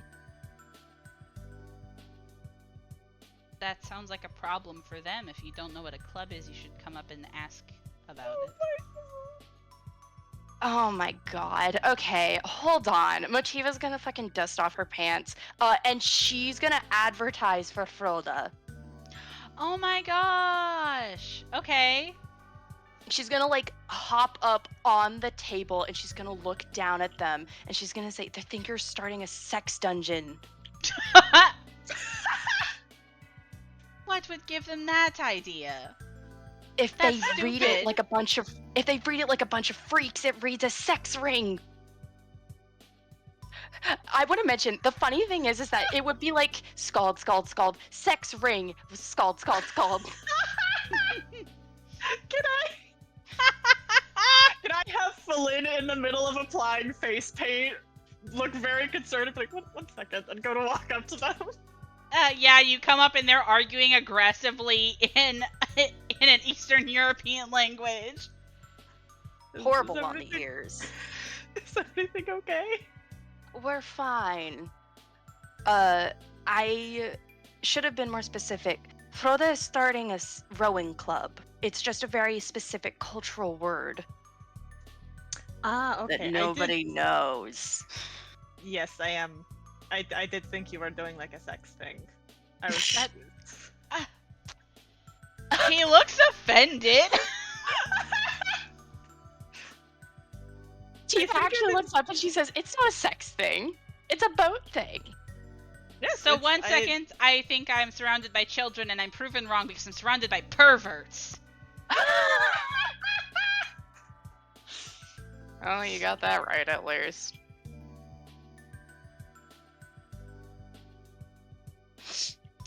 in your infinite wisdom, and he gives you a roll of his eyes that you can barely see because they're milky white zombie eyes. She's used to it from Ashan, yes. Yeah. And he says, in your infinite wisdom, what do you think would get people to join? Motiva's gonna pat down her legs, and she's gonna use Bullhorn. Okay. And she's going to call out, and she's going to say, witness a cultural phenomenon. Understand that this club will be unlike anything, as you will experience a culture far from your own, but something so familiar. Join this club, and you will experience life on the waters, as the old Vikings did of my age. Understand two worlds, and join in the, how the fuck do you pronounce this? It's literally pronounced Sexring, which is really funny. Sexring Club. Join this rowing club. And I am trying to coerce. Okay. Philip is clapping and gonna be like, woo! Coerce? Can I do a performance check? Coerce is intimidation. Like, coercing is bullying someone into doing something. Nope. I am trying to persuade the people. Hold on, there's a bullhorn. I get a auditory performance. Would this be a performance? I don't think so. I don't think you get a bonus, but you can still roll diplomacy because you are loud enough to be heard by everyone in this room. Mm-hmm. You just don't have a bonus to it. Okay. I'm sorry I had to tell you. I mean, you could have tried to coerce people and bully them into it, but I didn't think that's what you were trying to do. No, Motiva's not gonna bully. I rolled really good, though. What did you roll for mine, by the way? Oh, I rolled a 19 plus 11. That's so hot. Yeah, Straight 30. Straight 30, slay. You actually get a lot Actually, I get a +1 because of Bullhorn. It's a 31. No, you don't get a +1. Oh, dang it. Because that was only for performing in coerce. Dang it. Okay, go ahead. 30. But you actually get a lot of people who are kind of, like, interested in what you're doing. Like, there's an angle of, like, you're literally the loudest in the room, so now people are like, well, now I have to see how you're managing to do that. There's some people who are legitimately really interested in the idea whenever you're like, oh, this is, like, a cultural anomaly, like, you'll never be able to experience this.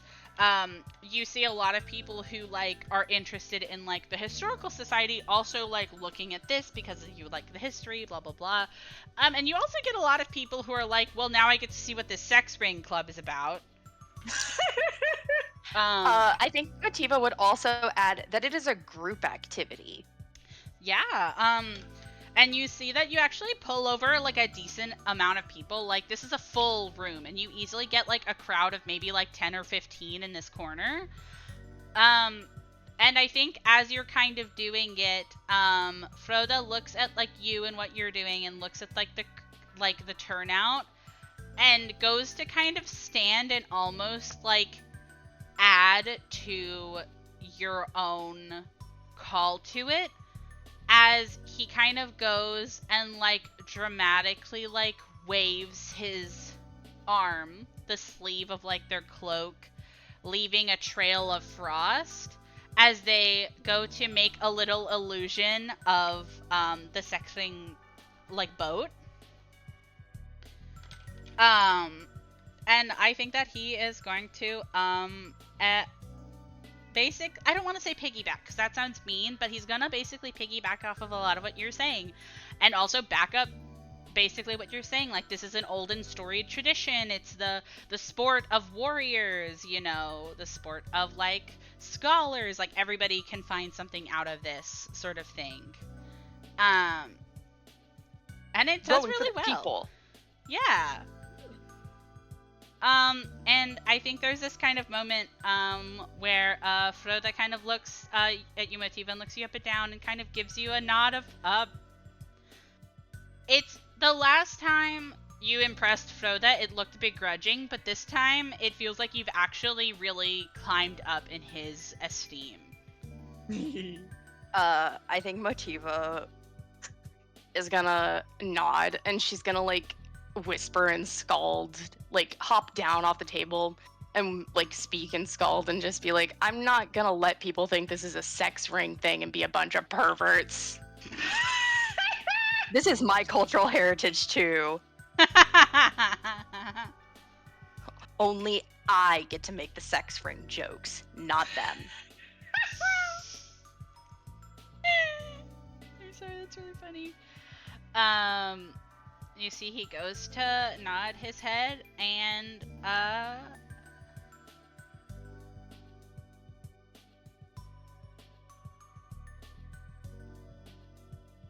I honestly think that he would say, like, outright, like, you know the people here better than I, so your advising is appreciative. Thank you. She would, however, look to Froda and say, it's up to you to carry on this because I have never done this and I cannot go on open waters.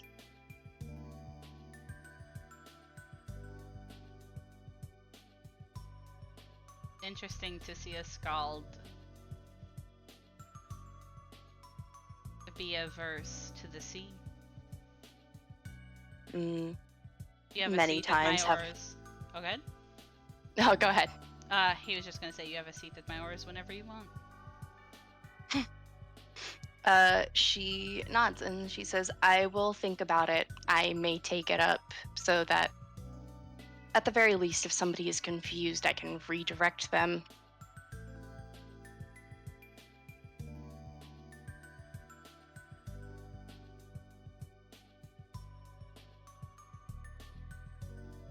I'm just imagining Froda and Motiva just like looking at each other. Just fucking zoning in. Yeah. Helen just kind of looks between the two and is like, alright, well, this looks like it's going great. Bye. Walks away. Motiva's gonna look to Falin and just say, would you not want to experience my culture?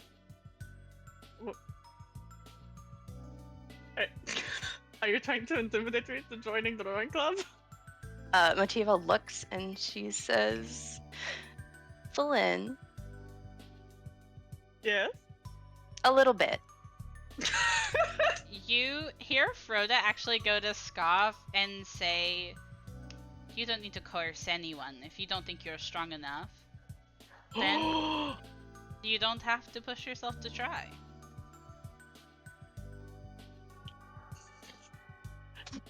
I think Philip's gonna look at him. He's gonna blink. And say, well, I mean, you're right about me not being very strong. I've actually had that proven a couple times recently. I'm She's very interested easy in to it, though. wrestle. I think it would be. There's not only people on oars. Well, well, in this club there is. I'm the coxswain. Motiva looks over and she says, you cannot be the only coxswain. Well, if we have two teams, then I guess you're right. I She don't looks to row. Falin. I don't blame you. It's very hard work.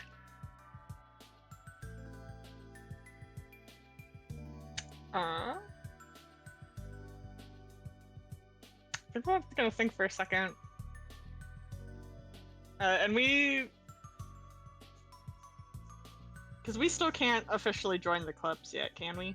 Nope, you can say to people, I will join your club, but it's kind of just like you're just saying it, you know, it's not actually speaking for the club.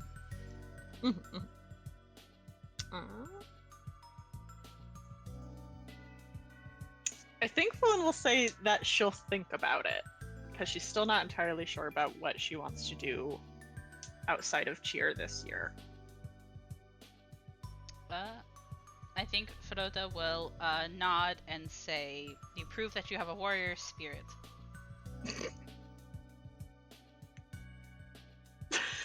You flatter me.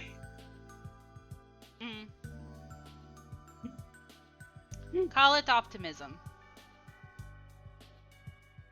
I can appreciate that.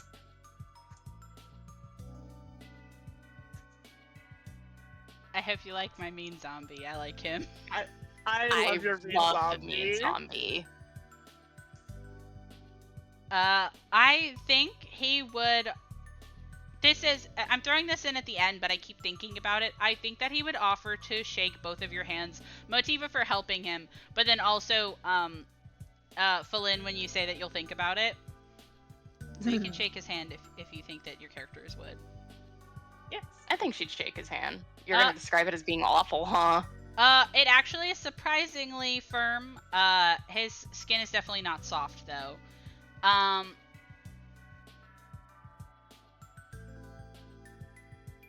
Should I describe this? When you are done, your hand smells very distinctly of salt. Oh! Salty. Yeah, Smalty. salty. This is how you get to find out that Froda smells salty. Like the sea. Yeah, Like Dusty. like the sea.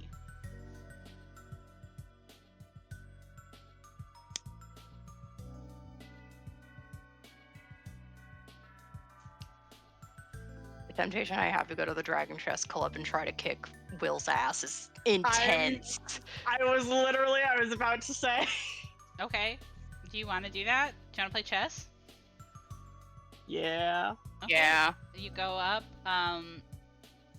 You go up to the Dragon Chess Club, and you see that Will and his Loxodon companion just finished a match, and they're kind of shaking hands and being really jovial. The Loxodon kind of has an arm around Will and is like shaking him kind of idly, very boisterous. And you see that Will is currently scanning the crowd to look for new people to come up and do some chess. And he lands eyes on both of you guys walking up, and you see his smile, and he has kind of like a bit of a boyish grin on his face because it is exciting and fun to be doing school activities. His smile kind of softens when he sees you both walk up and says, I think that he's gonna point you guys out and say, do we have two new lovely challengers wanting to try their hand at the world's oldest game? If His Majesty is up for one, yes.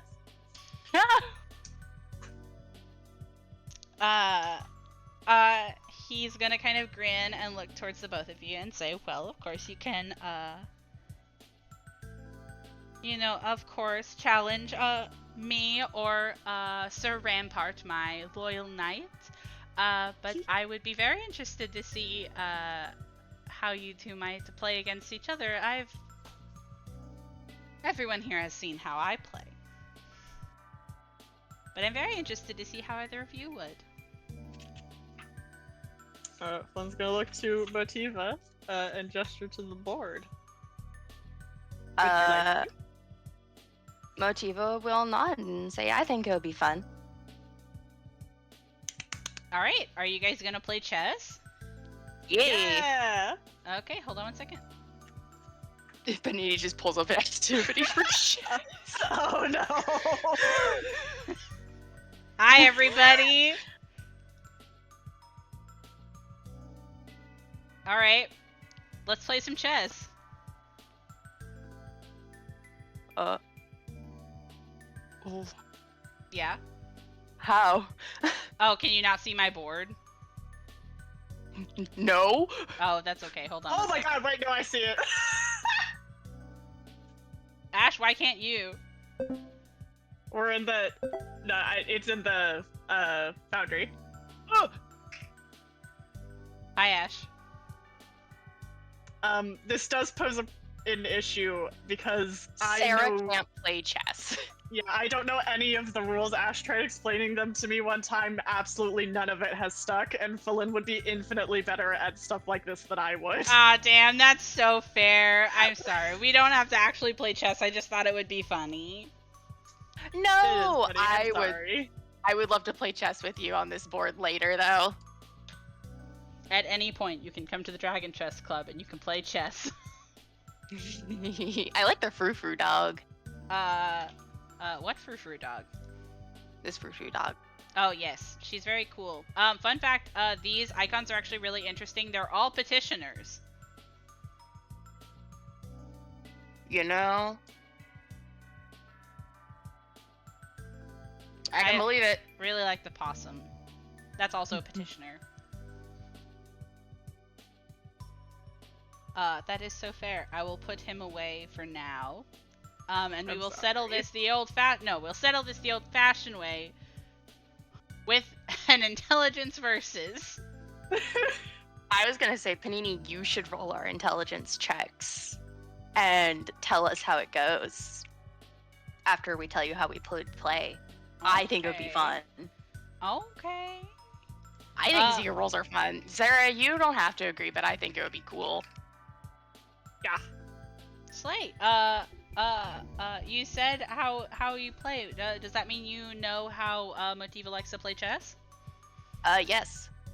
Okay, go ahead. Tell me about it. Motiva sacrifices pieces a lot.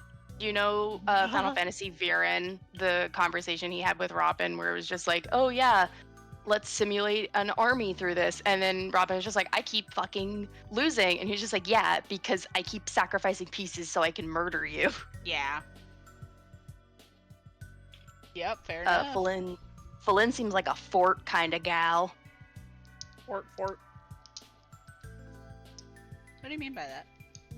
Like, there's something called a king's fort in chess. I don't know what that is. I'll describe it later. I It know the basically rules of means that you chess, but I'm protect- not good at it. It means you protect the kings at all costs. Oh, I see. Hmm? I Did rolled somebody get a something one? really interesting. Oh. So, you guys both play this match. And Will and Rampart, which you were introduced to, are both very interested actually in seeing how you play. And they are one of the sort of like actors on the board that moves as you like call out where they move on the field, right? And it's very interesting as Motiva, you with Rampart on your side moves really dynamically and very boldly, putting yourself out into danger to try to convince Phelan to make a misstep that you can take advantage of. And Phelan, with Will being your king, you almost play the exact opposite strategy. Doing everything you can to set up a defensive maneuver centered around Will. And something very interesting happens based on the rolls of this because both of you rolled the exact same. So I feel like I think that this goes on for a long time, an immovable force versus an unstoppable object, right? And you guys almost have to like stop at an impasse as you are in an unwinnable game. And I think that's This is fun. so telling for the characters, to be Isn't honest. it so cool? Isn't it so neat and so Sorry I fun? kinned Phelan's fucking chess thing, but I think that this is really cool. I trust your kid. This is accurate. But I have a higher intelligence, though, so... No, you both have 18 intelligence. Mm, Well, no, you have 19, but you have both a +4 is what I'm getting at. That's fair. So, actually, I also just think Oh it's my fun the God. idea that you guys also are both stubborn, so you would be at this for a long ass time. I think at some point Motiva just calls out and is just like, William, you should have just done it yourself. Oh my god. Oh, but then I can't. No, what do you see that? What? Watch me lose? What? What? You think that's gonna happen? Fucking idiot. No. I think you, I think that he thinks about how to say what he wants to say diplomatically, and he gives you both a grin and says, I think both of you are very charming when you're trying to get what you want. Oh, hush. I'm merely a Motiva just walking spectator. around this. Motiva just wandering on this board. Yeah, you are a spectator. Move, move, move, move him. No, I won't lose. No, you won't. If you're smart enough, you won't lose. Just win. Full in. Oh, and is that the reason why you haven't just won yet? Well, whenever my night makes his way over. I Well, love have you on then. I love the idea whenever Motiva is like, yeah, if you move the king, you won't lose. You just have to win. I feel like Rampart, like, almost, like, doubles over laughing at, like, how overly simple of a statement it is. And it's just like, I mean, really, the only rule is to win. You're right. I know. I simply have to win. Full in just has to lose. That's the reality. Come on, chop chop. Come on, William. 2 steps to the left. Come on. To the left, to the left. Everything you own in a box to the left. I love the idea that you're heckling the pieces. This adds a level to chess playing. What's the fucking ability? No, Motiva wouldn't do that. Motiva wouldn't do that. I was gonna say demoralize the pieces, but Motiva wouldn't do that. That's so I will funny. say, Panini, do you remember that one time whenever we were playing, whenever you didn't have internet, and it was us playing chess, but we were both literally only left with kings, so we were just chasing each other around the It was board. so funny. That's what this vibe is. I think it would get to that point where it's just Motiva's king and Fulin's king just like chasing each other. Mhm. It's really funny. I love it a lot. I honestly want to say that, like, you guys spend a decent chunk of, like, your afternoon here just because the nature of this game, but I think you all have a lot of fun. Yeah. Yeah. Oh, I like it a lot. Oh, that's so cute. I'm smiling. Before we all forget, did any of you want free plants? Yes. Yes, I need them. Okay, come get your plants. I get the plant. Slay. I have to roll on the table to see what plant you get. I like the image of Neri with like a board of plant, and it's just like click, click, click, click, click, click, click, click, click. Yeah, it's like Hooker it's like lips. it's like a spinner. Yeah.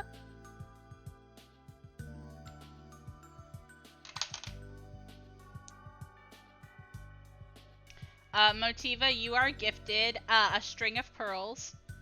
Nice.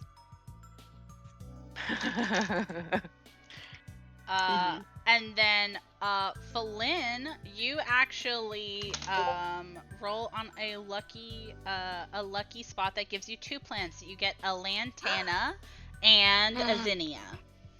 Oh my god. Quandrix is gonna be plenty. It's really cute because the idea of Motiva going first and getting given a plant, and then Falin getting 2 plants, but then afterwards Neri feels a little bit bad and then gives you Motiva a fiddle leaf fig as a consolidation prize. Motiva's gonna look over to Neri and just say, "Did you give me the fiddle leaf because I play music?" Like a fiddle. I was just thinking that a lot of people would prefer having herbs or flowering plants, but that's a lot smarter than I thought. I'm gonna make believe that you gave it to me because I play music. I gave it to you because I knew that you would accept it even though it didn't have any fancy colors. I would. This will actually be really nice. I was needing to get a lot of greenery for my room.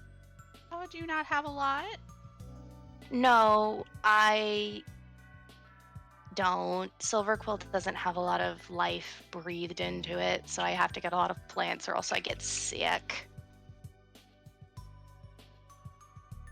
1 second. And you see they go to kind of hop down onto the chair to get down onto the floor. The actual jump from the table down to the ground, a little bit too hard on their joints. But they go to move around some things in their stall, and they also go to hand you a spider plant and a single propagated peace lily. Aww.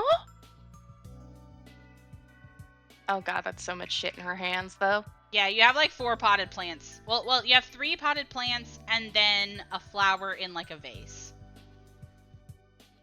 Oh, awful. It's delightful. I love. This should help out. Thank you. You're really caring. Of course, and if you need any more, these are very receptive to cloning.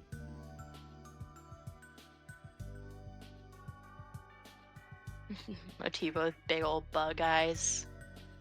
Science. Science. For the listeners at home who maybe don't know a lot about plants, cloning is just whenever you split a root in half, and then you have 2 plants. Science. Science. I love plant. Yeah. Yeah, you guys got plants. Sorry if you wanted to interact more with Will. You definitely can. I just really wanted you guys to get some plants.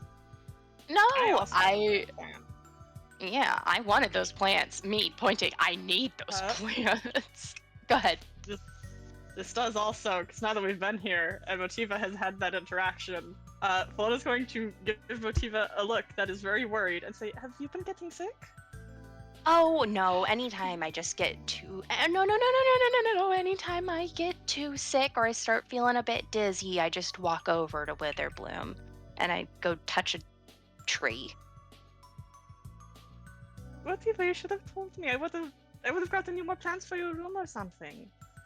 Oh, well, the thing is that if I get too many plants whenever new rooms are announced, I'd have to move all of them. I would help you move them. I have gravity magic. Well, it would be nicer to ask a friend rather than owe somebody favors or money. Exactly. Were you going to say something, Panini? I thought I heard you breathe. Oh no, I just thought that that was a very interesting thing to come up in conversation. Yeah, I will say I think Motiva. I don't want to say she looks embarrassed, but she looks a little bit happy that Flynn cares. Yeah. Flynn Flynn just. is going. Oh, go ahead. I was gonna say Motiva just shakes her head and twirls her tail, and she says, "I'll be fine."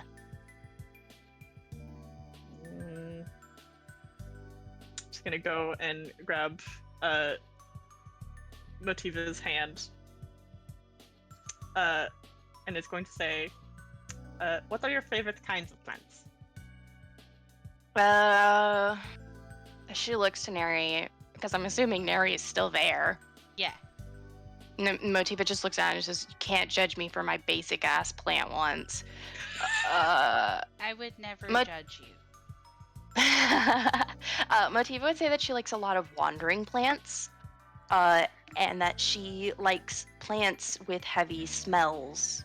So she actually does have a lot of plants that in her home, it's very nostalgic for her to see a lot of like herbs. Like basil.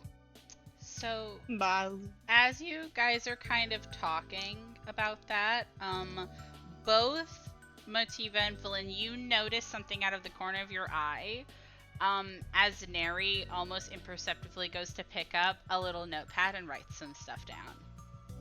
Aww.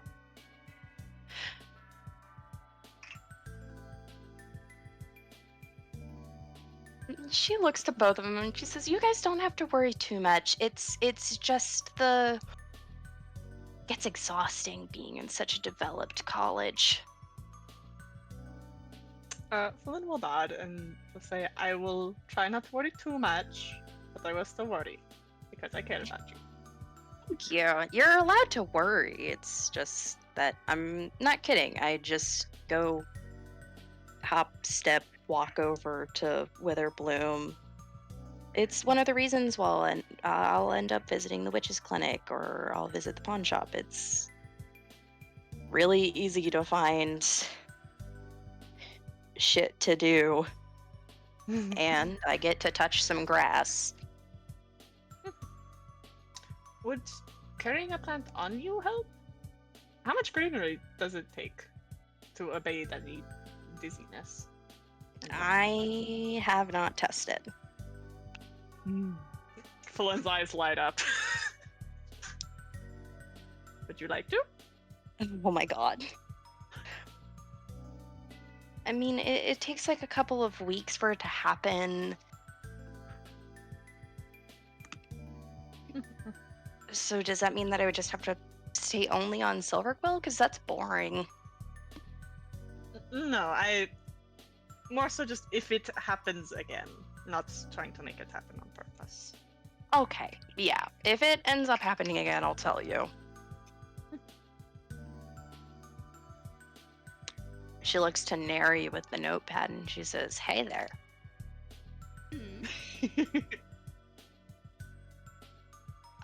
And she goes to reach into her purse and she hands like 15 gold.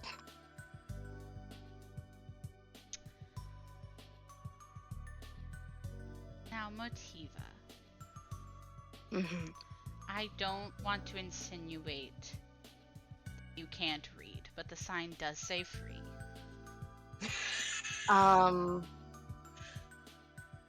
You're right, I can't read, and isn't it a shame that I just oh goodness. Aspen, I think that's the dog's name. Yes. She goes to like drop the coins near Aspen and just Aspen is digging up coins from the dirt. Oh goodness. Oh my goodness. Something really cute Wild while you're doing feeling that. coin. Something really cute while you're doing that is Aspen almost instantly reacts to the fact that something is being dropped and goes to start delicately picking up individual coins with his snout and putting them on the table. Oh! He's a working dog. He is a working dog. Motiva just nods and just says, "He's so hardworking and he's doing so much work. Why would you? He's working so hard. Look You're at him." manipulating my son. But she's laughing. I am not manipulating anything. I am simply girl bossing and giving We you are money. simply tipping. We are simply tipping for good work. Yeah, tipping He's doing such culture. a good job. You see, Neri kind of gives you a crooked little smile and says, "You really did pick the right college. I think you'll have fun over there, even if there's not a lot of green." I think it'll be fun too.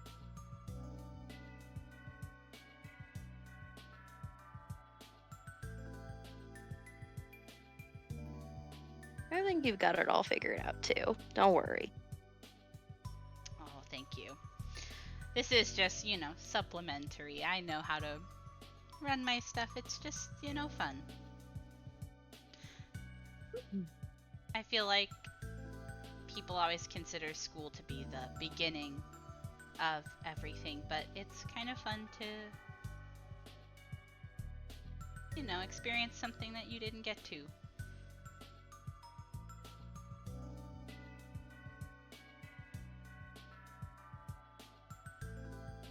I think so too. But looking at me waxing poetic. Maybe you should join Silverquill. I see enough of it. Okay, so how are you and Cinder doing?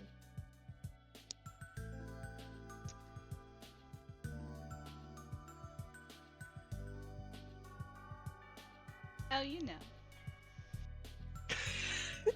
I don't know, that's why I'm asking. Well, I suppose my love is a very private person, I suppose.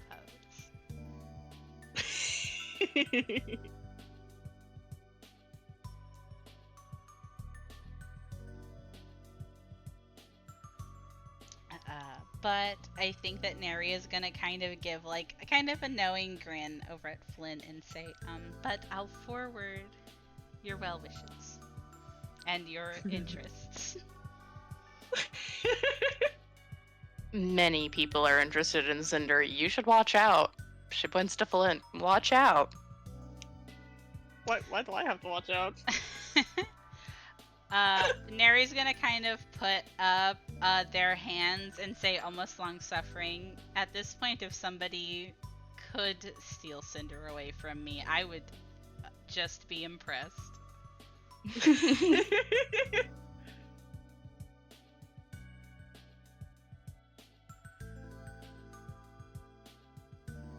I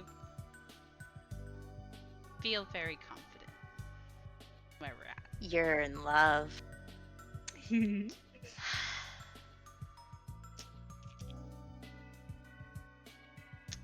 I see you just came over here to gossip and not talk about the amazing plants I have on offer.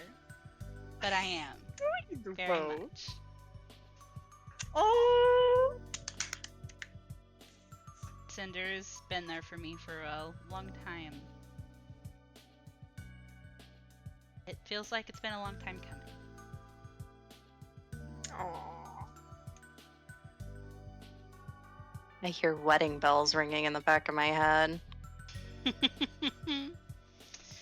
Oh, come now, we're still young. Ish. Yeah, I was gonna say, I don't want to hear that from anybody.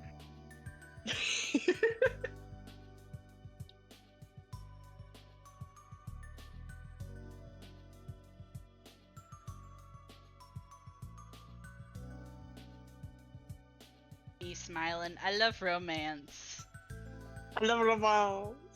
Romance Romance. is in the air. Is in the air. It's The in the cold air. season is the season of love. What's it called? IRL cuffing season? Oh my god. Me grabbing you, Sarah.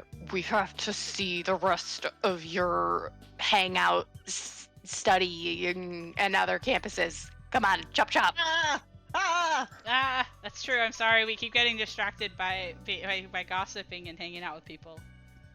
Yeah. I like a damn. I like them too. I like them a lot. Homosexuality Yeah. is distracting, but I want to see the rest. I'm very curious. All right.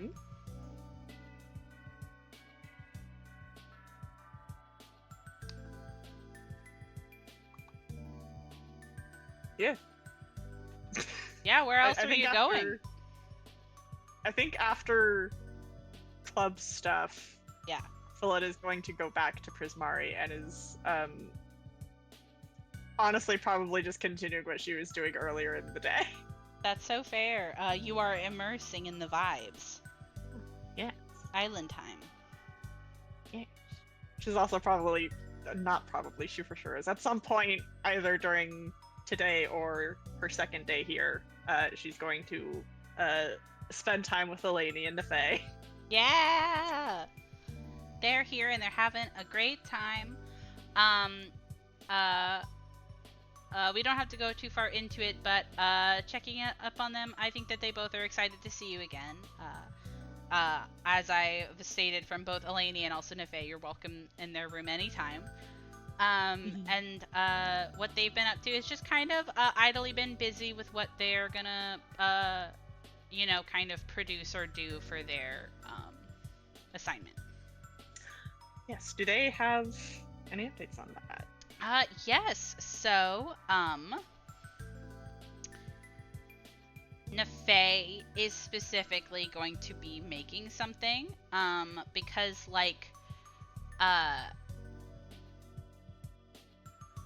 Prismari's whole assignment, the essence of it is, showing something that they, can do, like actively bringing a skill to the table to show off, right? Which is why Will had to do the trumpet, because like he doesn't know a lot of artsy stuff. So Nefei is specifically going to make like basically like a bolt of cloth that she would normally use for like a sari back home, using Aether Weave, which is how her family does things. So she's basically going to be showing off a thing that she already knows how to do. And Eleni is still trying to figure it out, but this is now like towards the end of the first week anyway. So Eleni is thinking that she is going to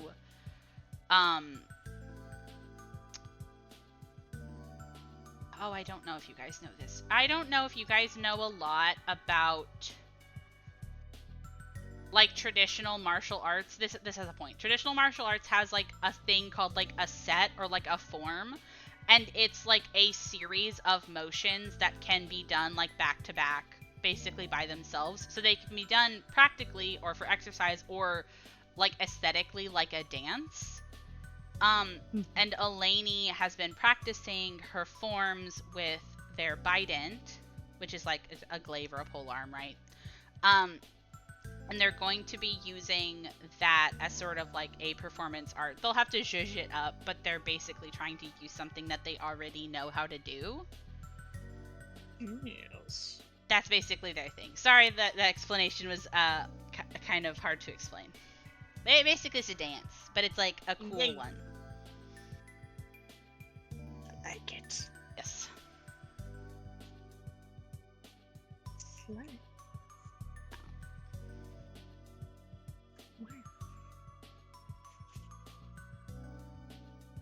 All right. And then you go and you spend your last night at Xanther's studio. Oh, Yes? Yeah? Ha. What? No, never mind. Oh. Is everything okay? Yes, sorry, I thought I was going through my mental list of plans. Oh, that's fair. Slay. Okay, so you spend your last day at Xanther's studio. You end up kind of seeing him the morning that you leave. And he is, generally sad to see you go, gives you a big old bear hug, picks you up a little bit, and ruffles your hair, and, legitimately hopes that, you learn what you're setting out to learn by doing this. But it was fun to have you over. Aww. She will thank him for his hospitality, and say, I hope we can have something similar like this sometime. A little slumber party. Of course. You can come over anytime. Oh, thank you. I'll be sure to bring presents next time. You don't gotta do that. I don't gotta, but it would be fun. It would be fun.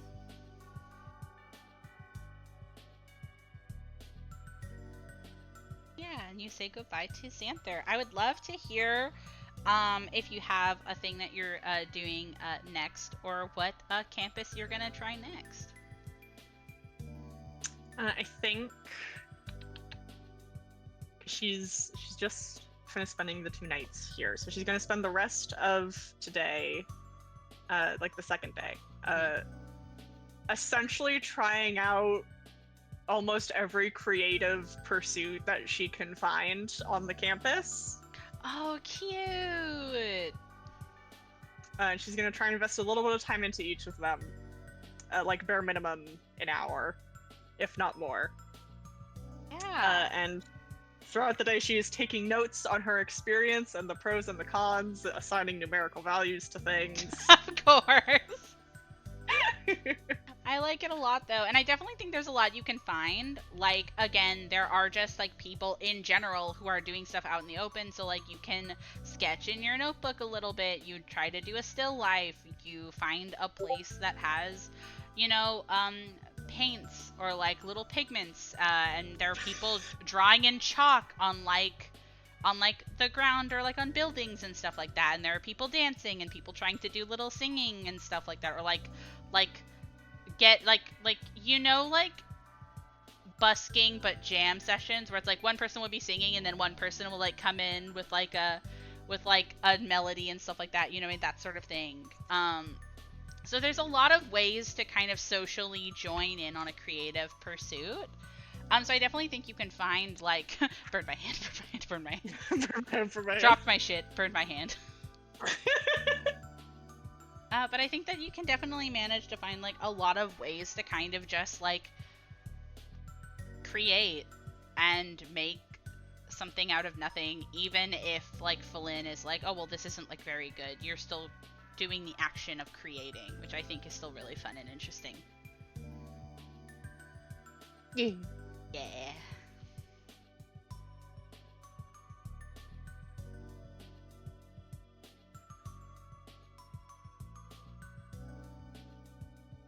Nice. Okay. Sorry, I'm catching up my notes. Okay. No, you're so valid. I used to think that pauses just meant you guys were waiting for me to say something, and then I remembered that you take analog hand notes, and so now I'm like, oh, pauses for Sarah are important. I got to write down my shit, otherwise I will forget everything. Okay. So after Prismari, yeah, she will be spending her first night at Witherbloom. Okay, at Witherbloom. Let's segue over there. I have to check really quick who you're sleeping with again. Sleeping with Melwithorn. Yeah, and Dina and Neri. Yeah. Yeah, so you roll up. You've already asked for this situation, so you roll up and you kind of maneuver in this sort of like humid but somehow still chilly air of like the bog and like the sort of like dark low light, and you walk through the little walkways and the water and the little islands to find a quaint little cabin, one that you've been to a couple times before, with its sort of open doorways and curtains, and you get settled on the rug in a very full room, which is a very interesting dynamic, I think, because it feels even more open than the first year dorms did. Yes. With a hammock in every corner, and then a rug in the center, which is where you're going to be at. Yeah. Neri is excited to see you again, and is like, oh, hello. We can't keep running Hello. into each other like this. Oh, I hope we do. Thank you for allowing me to make a little spot in your space. Melwithorn goes to wave a hand and say, of course, you know. We haven't had a chance to spend a lot of time together, but we're friends. Yes, I'm very excited about this. I mean, I'm excited about the experiment and whatnot, but also it feels like I'm having a bunch of slumber parties. You see Dina is kind of rocking back and forth in her hammock with her like foot on the wall to like push her, and she kind of looks over at you, Falin, but like her head upside down, and is just like, oh, is this not how the dorms are like you're used to having? Not particularly. I mean, we shared the room in the first year dorms, obviously, but it wasn't as big as this. And on Quandrix, we each have our own little room. Weird. This is nice, though. It is nice, though. She kind of like squints at you as the conversation tapers off. She's just like examining you, but upside down. Falin is going to ask Oladiam questions about Witherbloom. She's going to ask them about what they each think the quintessential Witherbloom student experience is, and places she should go to or things she should do. I'm picking up the mic. Walk in the bog. Everyone here except for Neri actively goes out into Sedgemoor all the time because Melwithorn is a dryad. Dina is a dryad. Urzmaktok is also in fantastical horticulture. and is in the bog. The only reason Nary doesn't go in the bog more is because it is physically difficult for them to go into the bog. And so, like, but it's not like they're like, oh, you have to go into the bog to be in Witherbloom. It's because, like, and you pick this up, I think, a little bit through their conversations, because there's no way I can, like, describe this out of character because they aren't outright saying this. It's not like, oh, there's nothing to do but go in the bog. It's because, like, a lot of the campus culture, like, revolves around this sort of openness and, like, all of the buildings and all of the things that you need are not, like, categorized and, like, put away and, like, separated from the bog. Like, every class takes you into the bog. Every class needs you to get ingredients from the bog, or, like, find creatures from the bog, or, like, you have to go through the bog to get to the cabins. You have to go through the bog to get to certain, like, halls and stuff like that, right? It's a thing where it's, like, because the main point of Witherbloom is that, like, the wild and the civilized are not things that can be or should be separated. It's very, like, if you need something, you have to go get it type of a deal, and not we're going to just, like, forage all of these things and have it waiting around until somebody needs it. Which ends up coloring their existence on this campus, because that means that they end up being in the bog a lot. Through necessity, but also none of them really mind. I don't know if this makes sense. I feel like I'm just rambling. No, I got you. Slay. As far as cool things to do, I'm gonna be honest, there ain't shit on Witherbloom campus. That's not the bog. You can literally go look at it. You can go to the doctors, you can go to class, and you can go to the bog.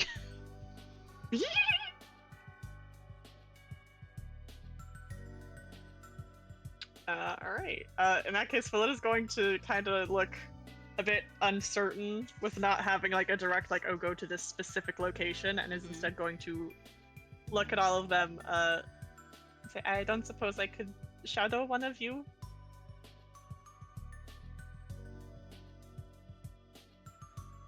Now, that's a good question. That's a very good question. Urzmaktok, I think, definitely would say no. He is a more solitary person. You be nice to him. I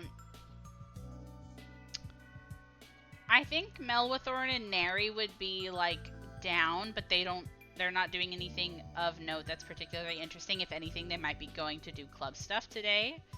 I think the only person who would, like, be down and have something interesting that they're doing is Dina, but I think Dina would be confused at the question.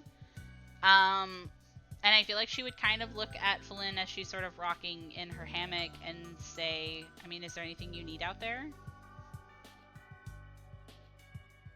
You're not making anything? Is making a part of the campus culture? I mean, you know, now that you ask, maybe. Most of the reasons why we need to go get something from the bog is because we are, like, making something. So if you don't have anything to do, like, you could be like, I want to make a potion. Okay, what do you need for the potion? Need leaves and nettle spit. I don't know. And so you're like, okay, I need these things. I go into the bog and I get them, and then I can make the potion. Or my pest is, I don't know how to make my pest to this thing. Okay, well, go and look at creatures in the bog. Or, oh, I need this.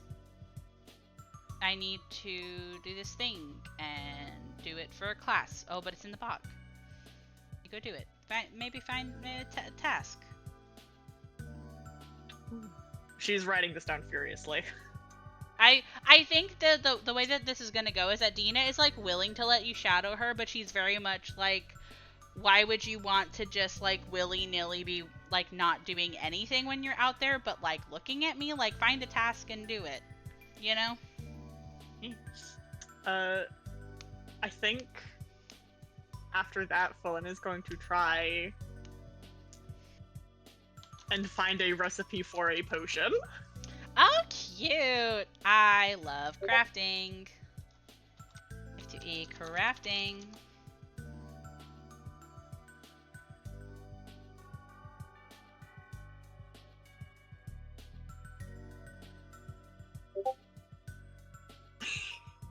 Thank you.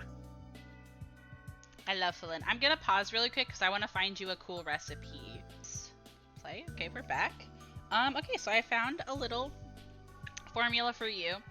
And I think a lot of this comes from you asking Dina, what thing should I make? And Dina was like, I don't know, what can you make? And then it's like a back and forth of trying to be like, can you make this? No, I can't. Can I make this? No, I don't think you can.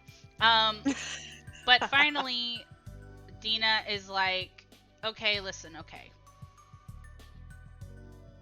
I can show you how to make oil. And we can go and get something from the bog to make the oil. How about that? Ooh. Yes, please. Thank you. Okay. Okay, alright.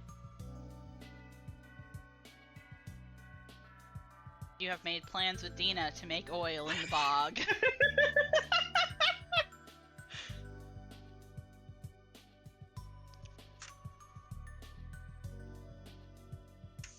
Bog oil. Bog oil.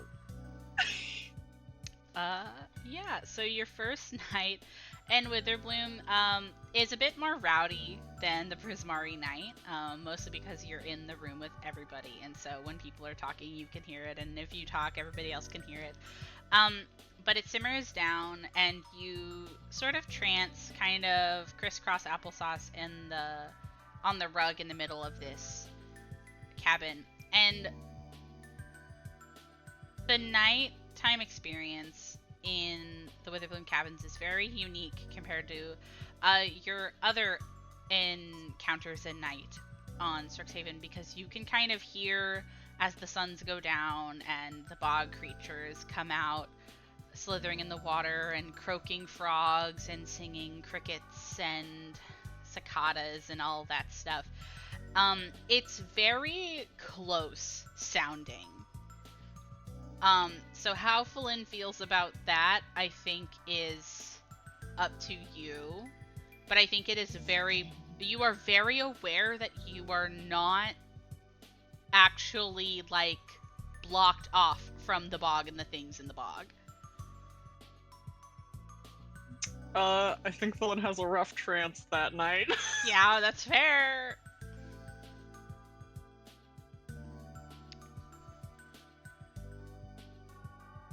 That's so fair, bestie. All right. So the morning comes. You're a little bit tired, but otherwise it's not awful. And everybody kind of separates to go off and do their own thing, and so Dina kind of, like, stands up and, like, looks down at you, stone-faced, and is just like, are you ready?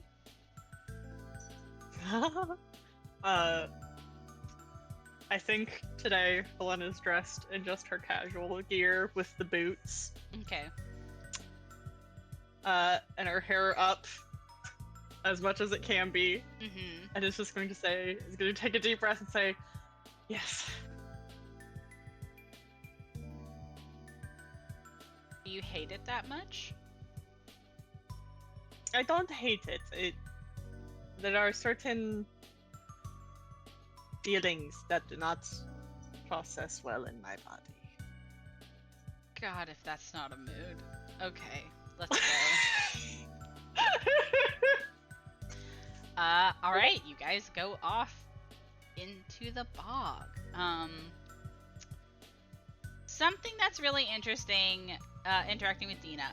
and shadowing Dina as she kind of goes into the bog, and she's like, okay, we're gonna be looking for like this kind of insert fantasy word for a weird olive. I'm not gonna invent plants for Strixhaven sometimes because there's no references.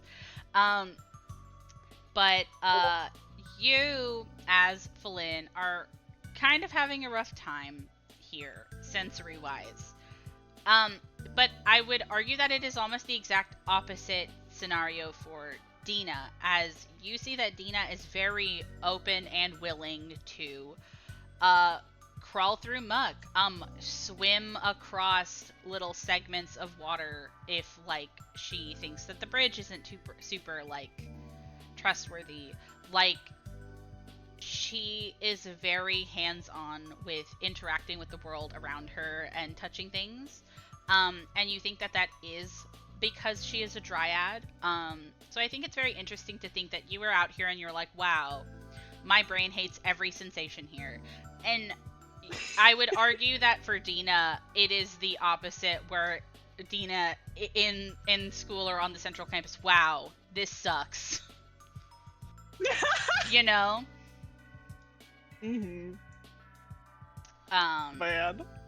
But she is doing her best to attempt to help with what she thinks you're doing. So, like, sometimes whenever you guys are both, like, stopped in a section, she'll, like, point out a plant and, like, tell you about it. Or, like, if there's a weird noise, she's like, oh, that's a trudge, you know, that sort of thing. And that is kind of how it goes. You have to get about 2 pounds of this fruit that she was mentioning, and she ends up taking you to a place in the bog where you can pick it off of like 4 or 5 trees that are all sort of in the same area.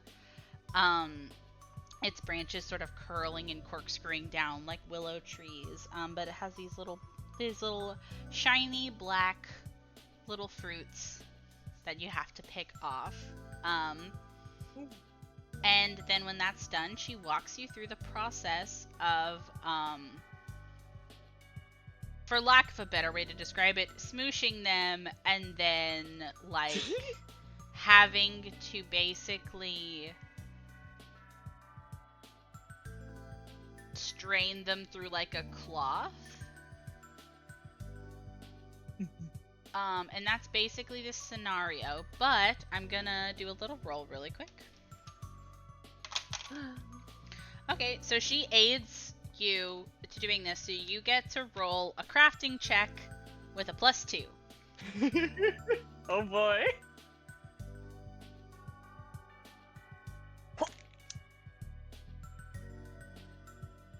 Oh!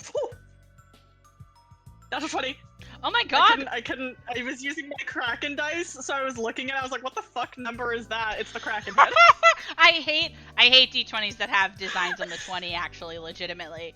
That's awesome. Nat 20 oil, baby. You... +2 Go +4. Oh my god, okay. +2 +4. That's awesome. Yeah, you take to it easy. You feel like you've been out here for a long time, and the sort of like... Okay. I'm gonna go off a limb here. Being in the bog still kind of sucks, right? And the act of having to go out and get the things to use for making it also has kind of sucked. But I would argue that it almost makes you so much more intentional with how you are going about trying to make this. Because whether it is like oh, it would suck to have to do this all over again if this is bad, or like, oh, I like need to take longer because I already have spent so much time doing everything else. Like, there is something in the way that you are doing this and following these instructions that feel very intentional, and because of that, it comes out beautifully. It's clear and this sort of dark, murky purple, and you end up getting 2 whole pints of it. Ooh! Add 2 pints of oil to your inventory. That's a real item. Oh my god!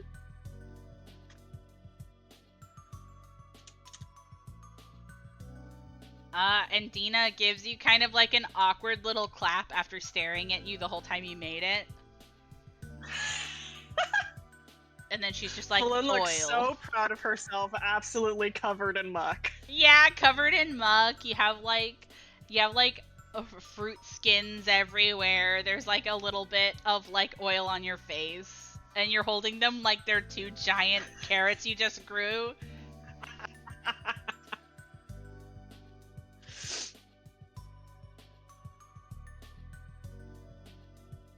Bog sensory be damned, my girl is so happy.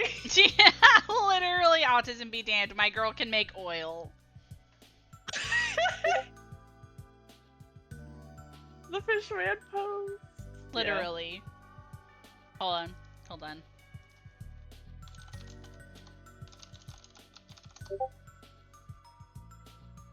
Yeah.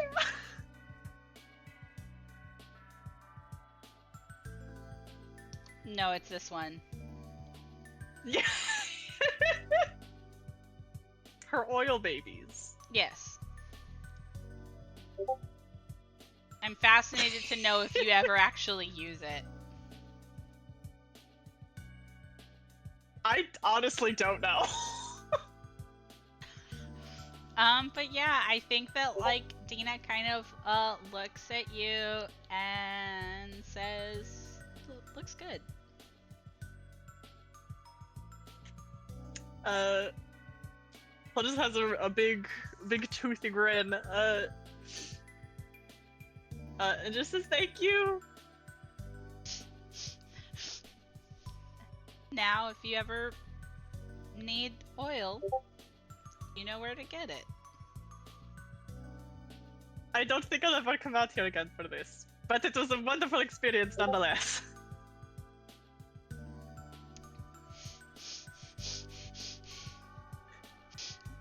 Yeah, I don't think you'd make a good Witherbloom either, but you did good, champ. Thank you.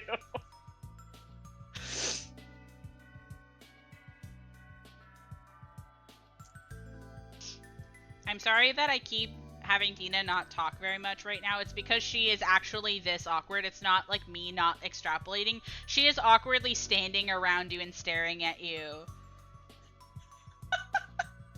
2 autistics in a bog. Yeah. But different kinds of autistics, you know? Yeah! 2 different flavors. I feel like later on when they're back at the cabin, she's going to ramble on to the rest of the cabin crew about the oil and like sing, like praise Dina like a lot throughout the whole thing. And she's like, "Oh, I was about to sit through this thing, but then Dina pointed out," and then she's just like going on and on about it. I think what's really cute is that I think Mel and Neri are very invested and give like excited little like claps for you when you're talking about it. And like Melbathorn is like, "Oh, that's really cool for like your first try," and then Neri is like, "It's really good that you even got so much good quality oil out of this. Like normally you would need blah blah blah blah blah." You know, like they're actually like talking about how you did really good. I think that's really cute. And I think even Urzmektok is sort of like encouraging. Then I feel like his contribution is basically like, "I'm glad you had fun," you know. And something to point out, because I have to be weird and I have to think about the logistics of like bathrooms and stuff. If you wanted to clean off after coming out of the bog, if you didn't use Presto, they have basically like campground shower heads outside. Oh my god. Yeah. There's a reason why Nim has a bathtub in their cabin. It's because otherwise that's it. Oh my god.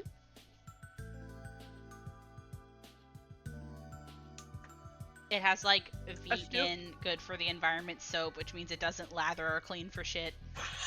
Oh no. Anybody who comes from Witherbloom campus brings the smell with them. That's actually not a joke. That's real. Oh my god. That's real. Like, witherblooms actually do smell like the bog. They smell like rot. I can believe it. That makes sense. That's actually a thing that has been canonly mentioned by Killian in the MTG story. That he can tell when there's a witherbloom around him. Oh my god. Nasty flex. I want to be there. You fought me to not be in Witherbloom, goddammit. I know you know. But I think you have a very successful day out in the bog, and then you are, greeted by your trance, which is once again really fun until all of a sudden everybody is asleep and you are kept company by the bog. Yeah. Bolin writing in her journal, definitely never Witherbloom. Yeah, definitely never. Cons a million. For me specifically. This college was made specifically to put me in hell.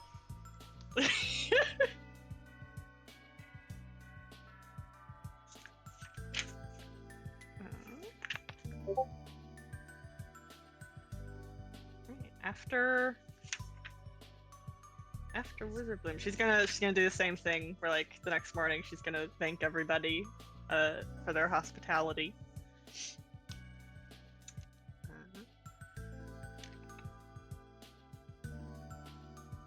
I think she will offer that if Dina would like, she can owe her a favor. I think that Dina is very interested in that, and I feel like you hear Mel kind of give a quiet, oh no. But covers it up pretty quickly to just kind of pat Bolin and be like, I mean it, you can visit anytime you'd like.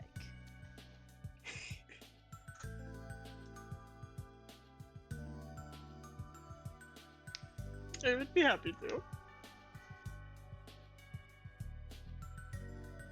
Me writing down in my notes. Once again, Falin offering someone she probably shouldn't offer a favor to. Evil smiley face.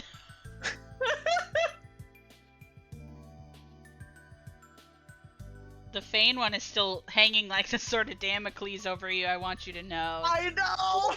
I keep thinking about it. But yeah, you spend the day, and then you spend the morning, and then you do all of that, and then you head on out. Hopefully the last time you have to spend a large amount of time on Witherbloom. Yeah. Oh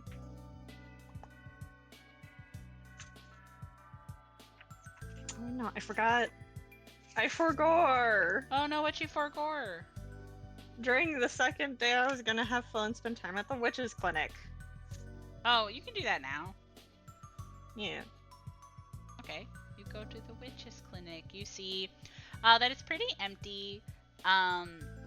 You see that Nim is sort of cleaning this sort of like apparatus alchemical table that has like sort of sets up for like alchemical and magical brewing and crafting, but also seems to have little sigils on it to sort of help with it, and they're kind of cleaning out the grooves of it in their mortar and pestle. Ooh. And Nim notice you come in and goes up to the counter, and they sort of give you a look up and down, and they say, well, hello, Flynn. Hello, good morning. It is a good morning. Is there anything I can help you with? I was wondering if it would be alright if I spent some of the day here today. And ask you some questions. What kind of spending time here?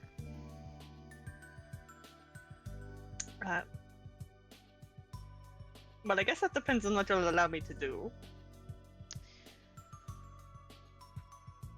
I always appreciate volunteers and helping. However, as I have told Motiva, there is precious little I can let untrained individuals do in the clinic. It is a medical facility. And If- what about trained individuals?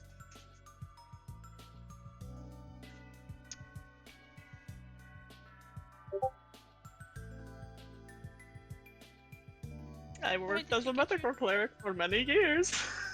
Oh, a cleric. I see, I understand. Well.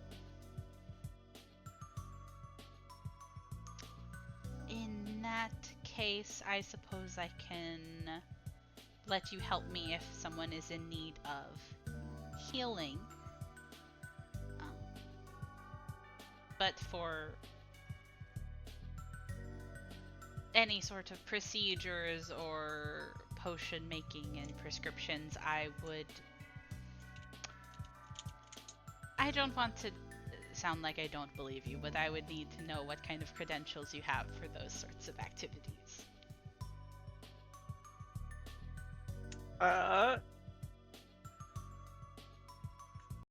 We'll just nod and say, that's fair.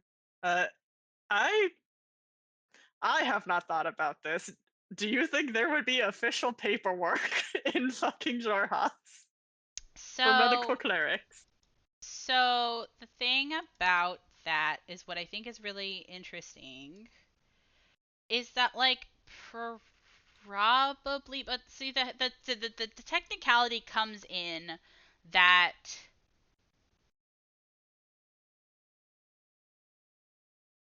being able to like heal with magic and being able to heal with medicine are like two different things, and they're both things that you can do, but also like what like to me it feels like you wouldn't always be doing both at the same time. I feel like it would be a situation of like you are a cleric who also is trained in medicine, but that's different than having like a doctorate. Does that make sense? Being like a medical doctor. And I'm not saying that that's not good enough. I'm saying that Nim is saying that that's not good enough. You know, Yes. and that's not to be mean. It's that Nim is just sitting here like, I am literally a trained doctor. I would not be in good conscience able to just say, like, you're good at medicine. Okay, you can, see my patients, So I think that you definitely, like, are trained, and I think you, like, technically have, you technically have accolades that make sense for where you're from. Nim just wouldn't accept them, which is, you know. I hope that that's not annoying. It's meant to be a little bit like, but I don't want you to think I'm being that way about it. No, I think this is very fitting. I think it is very funny that Flynn's like, I got credentials, completely invalid paperwork from a different dimension. Yeah, exactly. So Nim is just like, if anybody needs a heal, I would love to have you on standby. You know what I mean? Nim also, as this is something I've gone over with Motiva, Nim would also be more than willing to ask you to run errands, which Flynn can say yes or no to. But if Flynn is like, oh yes, I'd love to help around the witches clinic, see what it's like, and then Nim is like, okay, drop off these 15 medications. She probably would. Nice. So that's the thing that Nim would let you do. Nim would also let you ask questions. And also Nim would ask you to donate blood. She would. Okay, cool, She's been awesome. for a while. Awesome. Writing down in my donate blood economy document. You. That is important. Please remember to donate blood. Okay, awesome. My music timed out. I have to open it in a new tab. Hold on. Yeah, I have listening to it on my browser.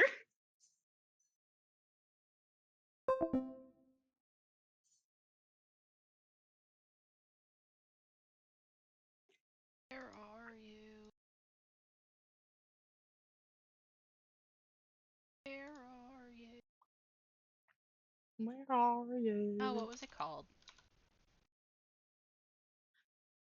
Oh, Hip shop. Hip shop. Hip shop. 10 Thank hours. you. Hip shop. Hip shop. Hip shop. Also, I'm glad I was right with Motiva just being like, the ick is valid. Actually. The ick is so valid. Okay, Slay. Okay, awesome. So you do a couple errands for Nim, and Nim is like very like humoring, and very like happy to have your help. But it's like in that way that a teacher does with a kid, where it's just like, oh yeah, I would love for you to help, and you know enough to know that Nim is giving you a very small task for what you can do. Which I think is fitting, but also condescending, but also kind of cute. Yeah. Yeah. But Nim would let you hang around, yeah. Hell yeah. Throughout the day in between errands, she's going to generally ask them questions about like the campus and their time there. At some point, she's going to sneak in a cheeky question of, "Oh, and how is Motiva doing?" I love that. So Nim would say that Nim is actually very happy to be on Witherbloom. They like it here. They would talk a little bit about how they have been graduated now for only a little bit, but they, like the work. They like working on campus, and the fact that like a lot of stuff is included and it's paying off their, like their tuition debts. It's definitely like a pretty solid deal as far as work goes. They like the campus, they like the culture. Nim would also kind of talk about, since you were asking about like their stay here, they would also be like upfront that like, oh, I learned a lot here, but I came into Strixhaven already knowing a lot about being an alchemist.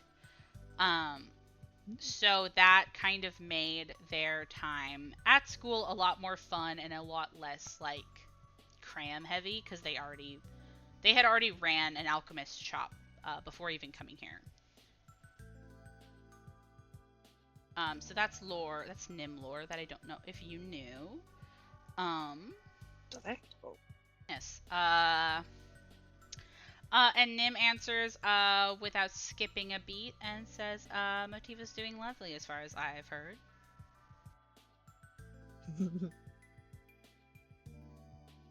Busy time of year, could have changed. He kind of just looks at you. Have you not spoken to her recently?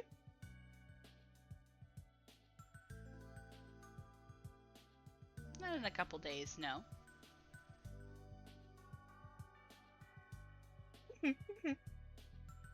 Phone's smiling the whole time. And then Nim is just kind of like looking down at her with a very considering look, a ghost of a smile on their face, as there's like this impasse of them both like, I know what this conversation is about.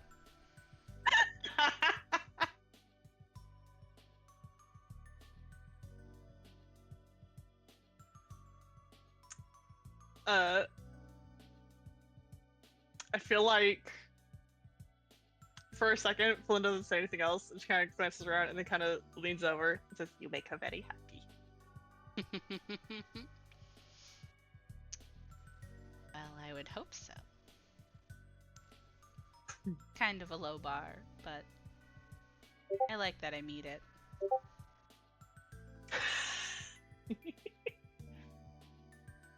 As long as you keep meeting it, there will be no issues.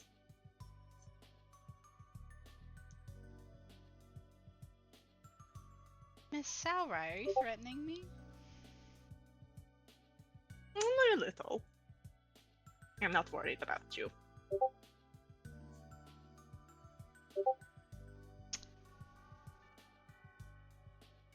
Oh, but you're making me realize that I should be worried about you.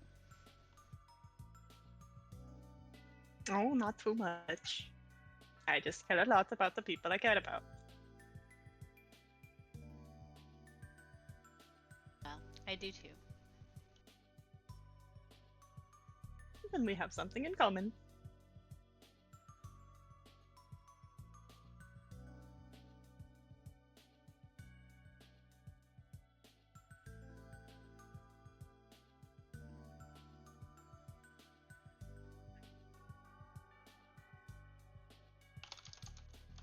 Oh god, the playback camp!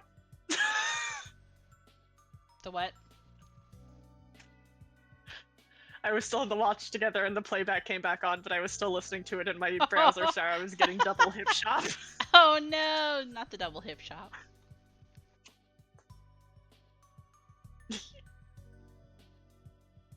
Yeah. I think she just spends the rest of her day there. All right.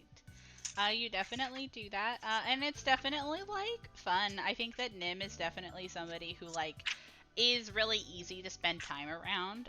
Very chill, very low maintenance, and there are moments where like if you didn't know what something was, or like if like they were doing something and you asked about it, Nim would be very open about talking about it, and you think that that's like because they know enough to be a teacher. But it's mostly chill and quiet. Not a ton of stuff happens at the witch's clinic all the time, which is very like nice. That's why there's a bunch of like rules put into place and like, you know, things that are expected. People don't get into nonsense. Something that you actually would learn though, spending time at the witch's clinic in regards to that, each campus actually does have an infirmary. Which is like where you go if something happens while you're on campus and you need somebody to look at you right then, which I think is interesting.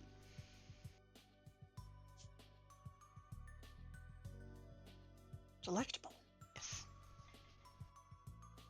But you spend the rest of your day with Nim before you leave Witherbloom for real. Yay. No more bog time. No more bog time. It is now cliff time. It's I'm Lorehold going time, to Lorehold. baby. Woo! Whee! Let's go over to Lorehold. Okay. You pop on over, and you get a very interesting stay here where you actually get a bed in this one. Wow.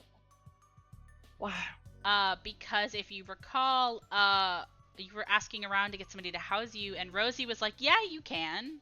Here, have my bed. I'll go shack up with my boyfriend. So you actually get to have a bed, and you share a room with Javanish. Oh, and I could talk to him. Yeah. Convenience. Convenience.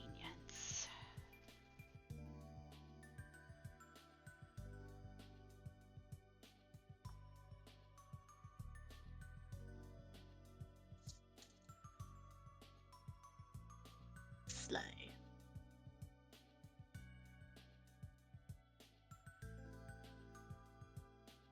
Or hold time.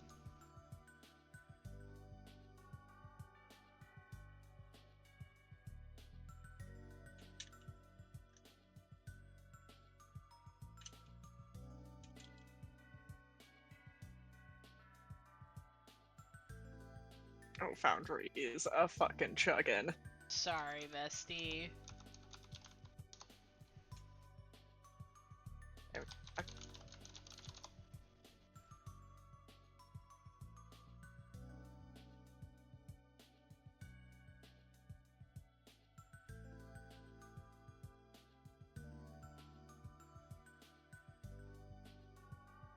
Sorry, none of the buildings have stuff on them yet. Oh, no, they That do! is okay. I I'm forgot just I did like, that.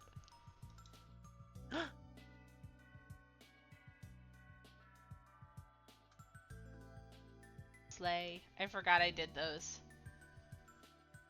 This is Slay. awesome.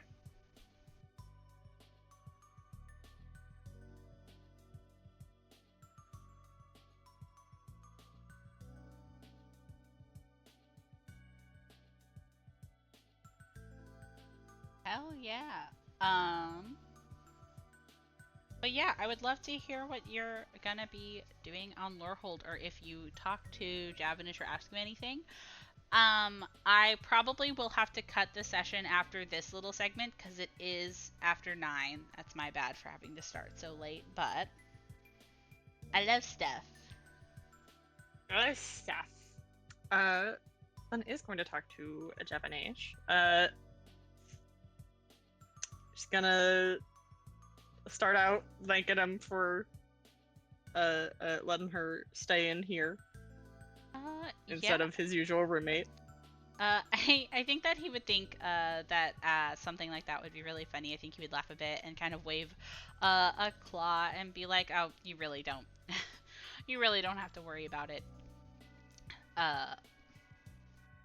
You'll realize pretty quick that you're probably not going to see a lot of me while you're here. So Ah, yes, busybody. yeah. So don't worry, you won't be overstepping or anything." That is good. Oh, I do have some questions for you though, if that is alright. Sure. I got time. She takes out a journal. Uh, You would be the type to have a journal for a conversation. yes.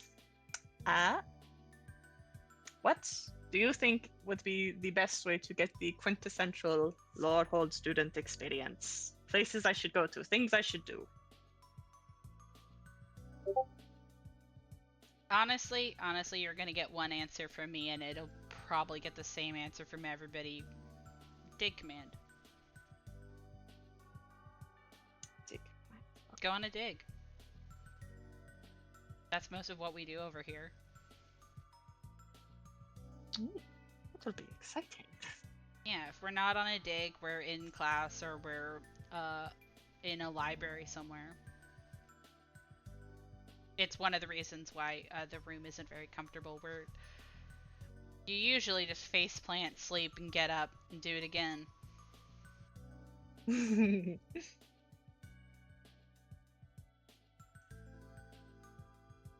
As long as she writes it down. And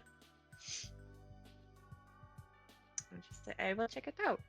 And then she's gonna close the journal. She says, on a more personal note,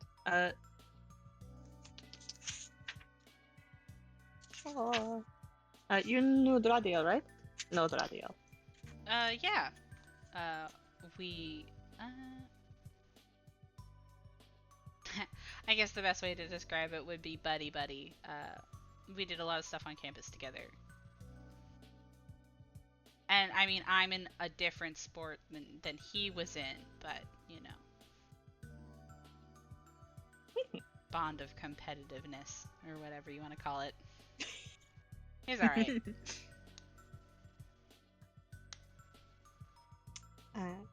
Do you know what his plans were for graduating?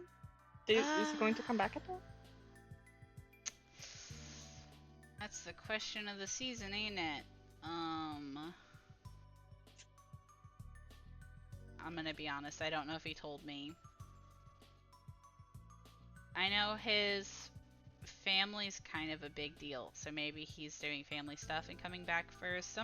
Sometimes when people come back to work here, they take a while because they just, graduated and can leave a lot. Sometimes people take a gap year before they come back. Sometimes people don't at all and can just, pay off tuition that way. It really depends. His major was like military science. So he could come back, but if he was going to do teaching, he might just go straight to the military academy to teach there instead.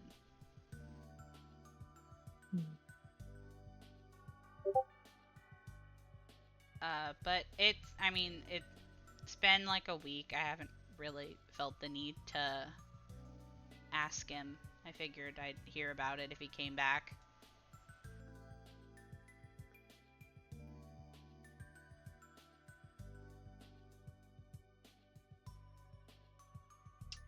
Mod. I'm gonna fact check something really quick too.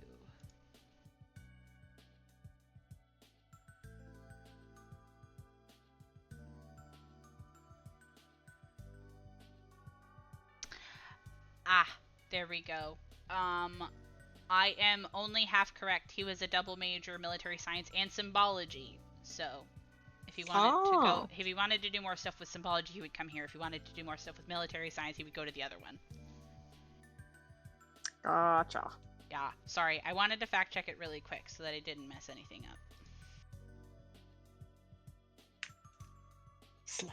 And there is a name for that military academy, so I'm gonna go find it really quick.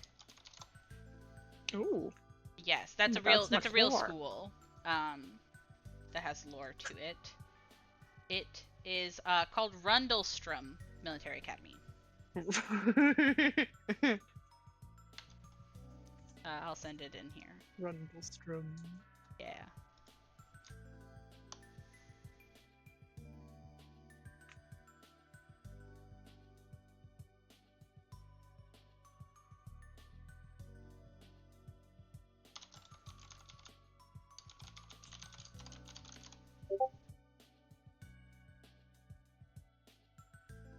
The No Bitches School.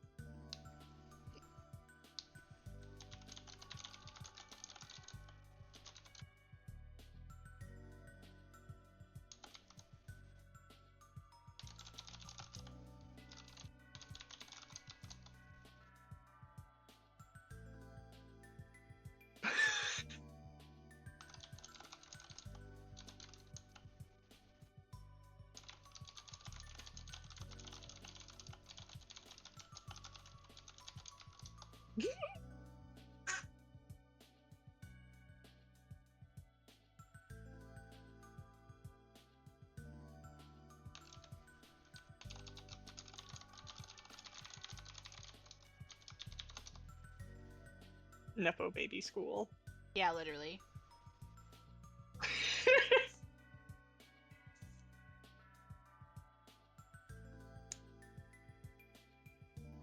But yeah, that's the information you would get about Dradiel from Javanish.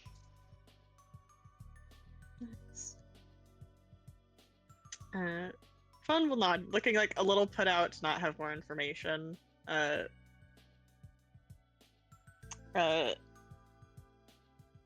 Should say, Xanther mentioned Arlo was not doing super well, so I was a bit worried. Yeah. Yeah. And you see him go to like run some talons through some of his head feathers. And he kind of just like I don't want to say commiserates because like technically this did not happen to y'all, but like both of you are like, man, that sucked, right? Because he goes to kind of talk about how like it's kind of a little sad that like they really only had a breakthrough in the last year. Because like, you know, they were like on and off and stuff, like it was a whole like enemies to lovers situation. But like they only got together because you had to have heard about that if you're friends with Arlo, right? Did I hear about that? I can't remember.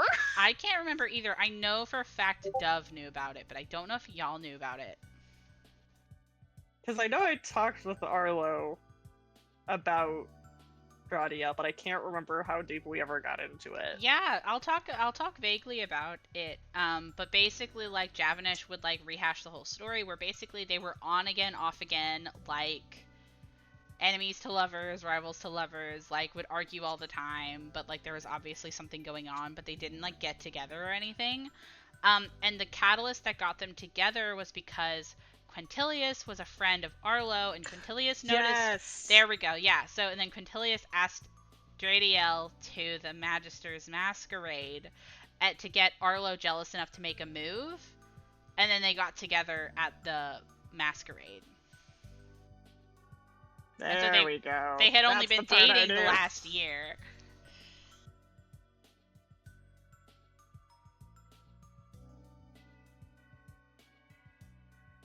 Well, you know, finger quotes dating. You don't know if they had a label to it or not, but they were like together. You know what I mean? Obviously in love.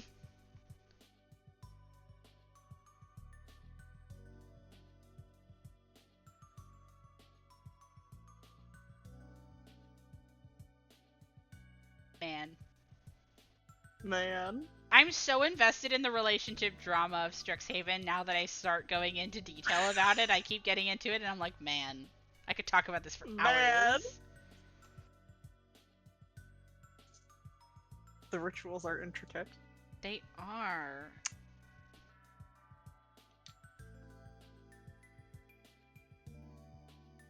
Mhm. Philin will look to Javanish and ask him how close he is with Arlo. How much does he know? That's a good question.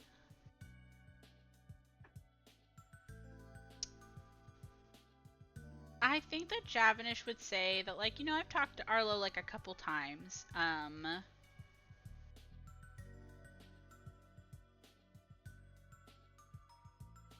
You know, I talked to them for a little bit because,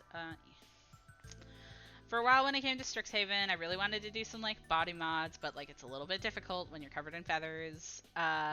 So, you know, we talked about, like, potentials, but, like, I don't know if me and her ever got, like, tight like that, you know? But people would definitely classify us as some of the more rowdy red manas on campus. So, like, you know, they're in my radar, in my orbit.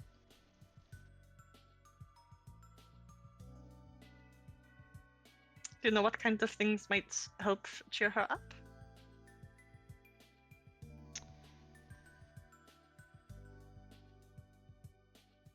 I know one thing. Arlo loves a spectacle. A situation, if you will. I've definitely been around them during wild nights at the tavern, or, you know. And you see Javanish stops for a minute and, like, takes a second before, like, he continues, you know, or, like, at, you know, someone's dorm, if you want to actually be having fun at a party, you know, you can't really have it on it in the eye, you know. You want to make dumb decisions. It's better to do it with a gaggle of your friends and not in front of all of your teachers. But, like, you know,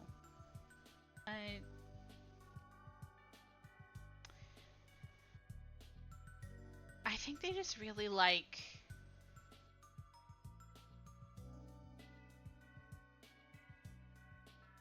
the community of it, I guess. Social things.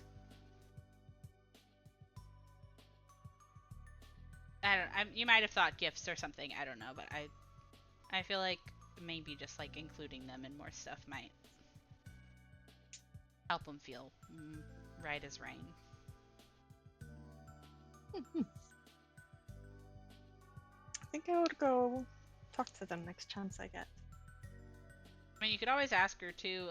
She's never seemed to be the kind of person who would argue against getting them something.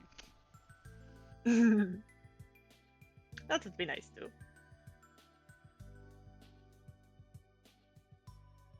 Thank you. Oh yeah, I should go do some of the stuff I was gonna do. Anyways, don't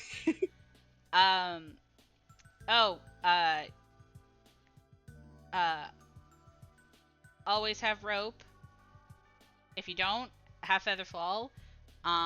If you see ground that doesn't have any rocks on it, be careful. It's either soft or steep. Ooh. Write that down. Flynn writes that down. Or write it down. You'll fall.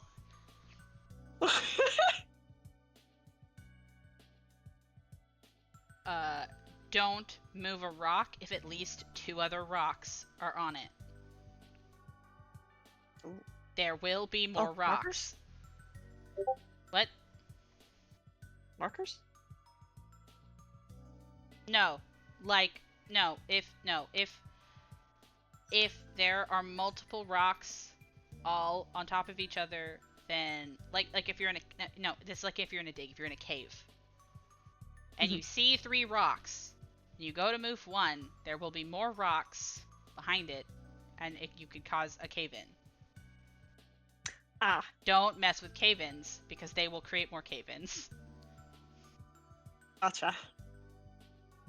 Sorry, I thought you were gonna go on dig, so I was trying to give you quick information. No, I am. I was imagining the. I hear that when you go on walks in places, sometimes there will be little rock towers as like markers. I don't know if that applies to Lorehold or not.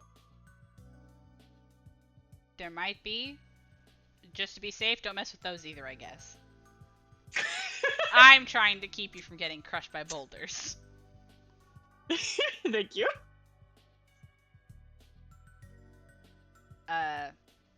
Awesome. I'll see you later if you don't die. Thank you. This is a joke. Please laugh. They'll revive you for free. Please laugh. Lighten up. Come on, kid.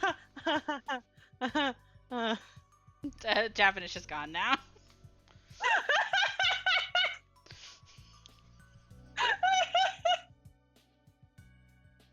I like Javanish. I like Javanish a lot. I think it's really fun.